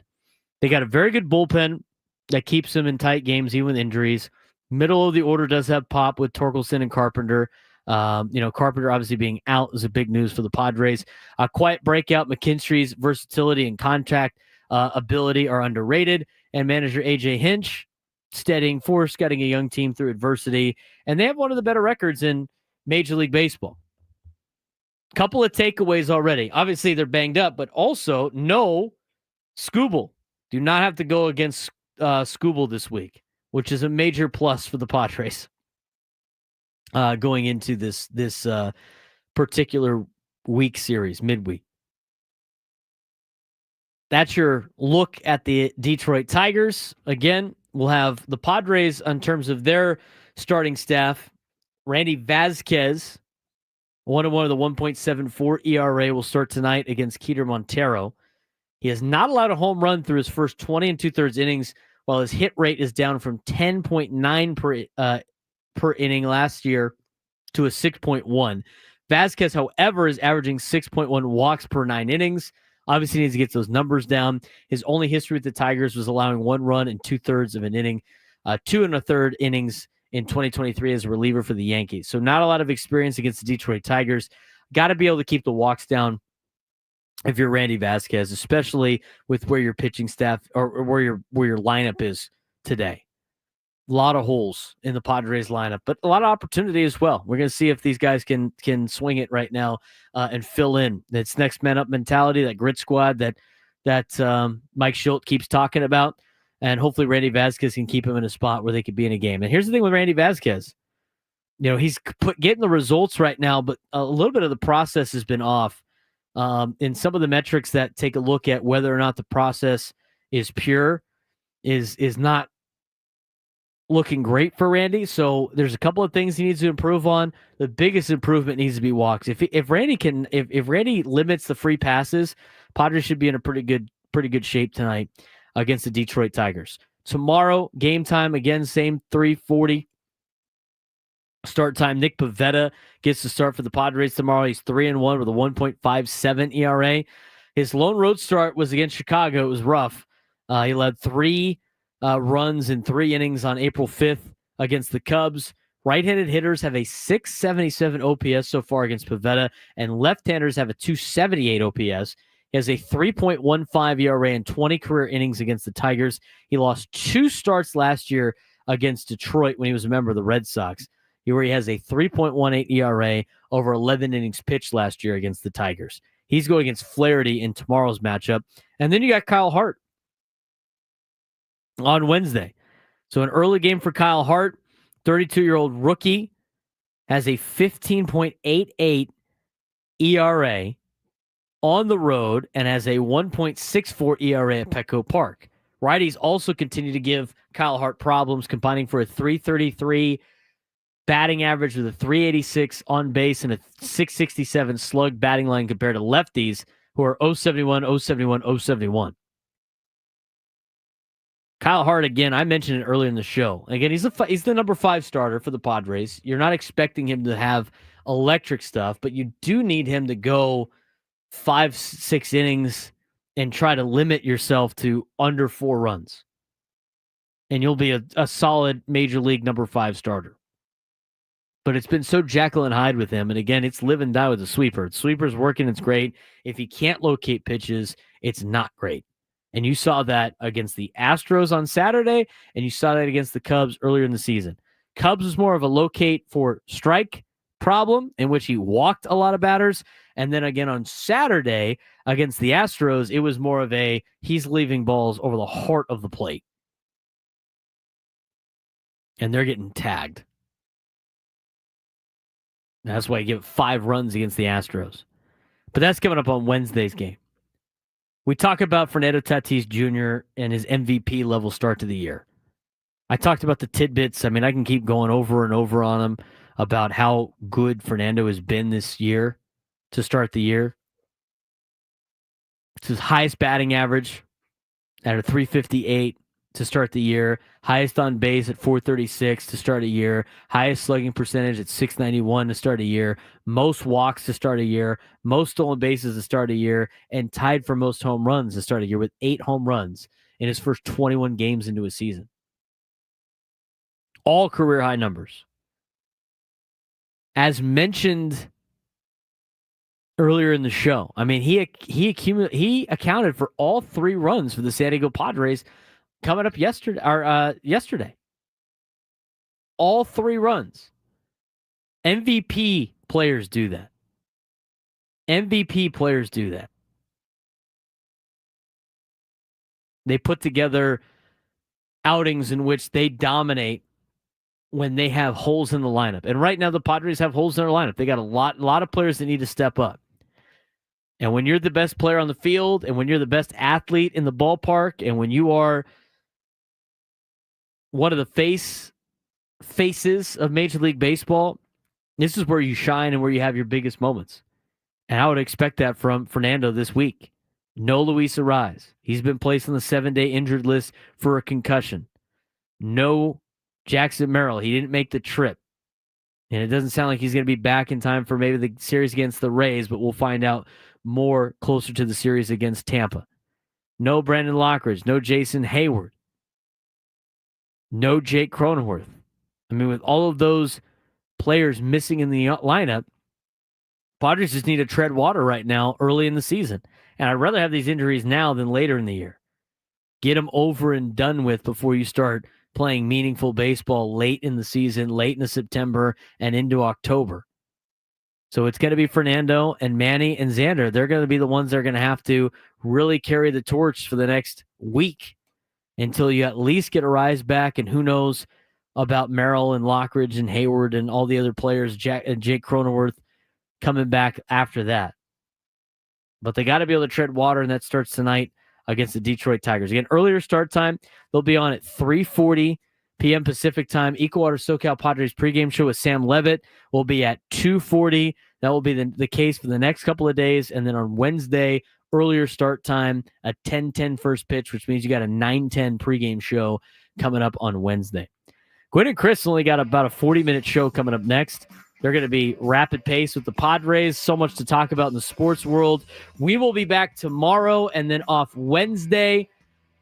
Look forward to talking to you. I'm sure we'll talk more about Xander Bogaerts. Enjoy the ball game today. Padres and Tigers. We'll have the full recap tomorrow on the Braden Surprenant Show, San Diego's #1 sports station, 97.3 The Fan.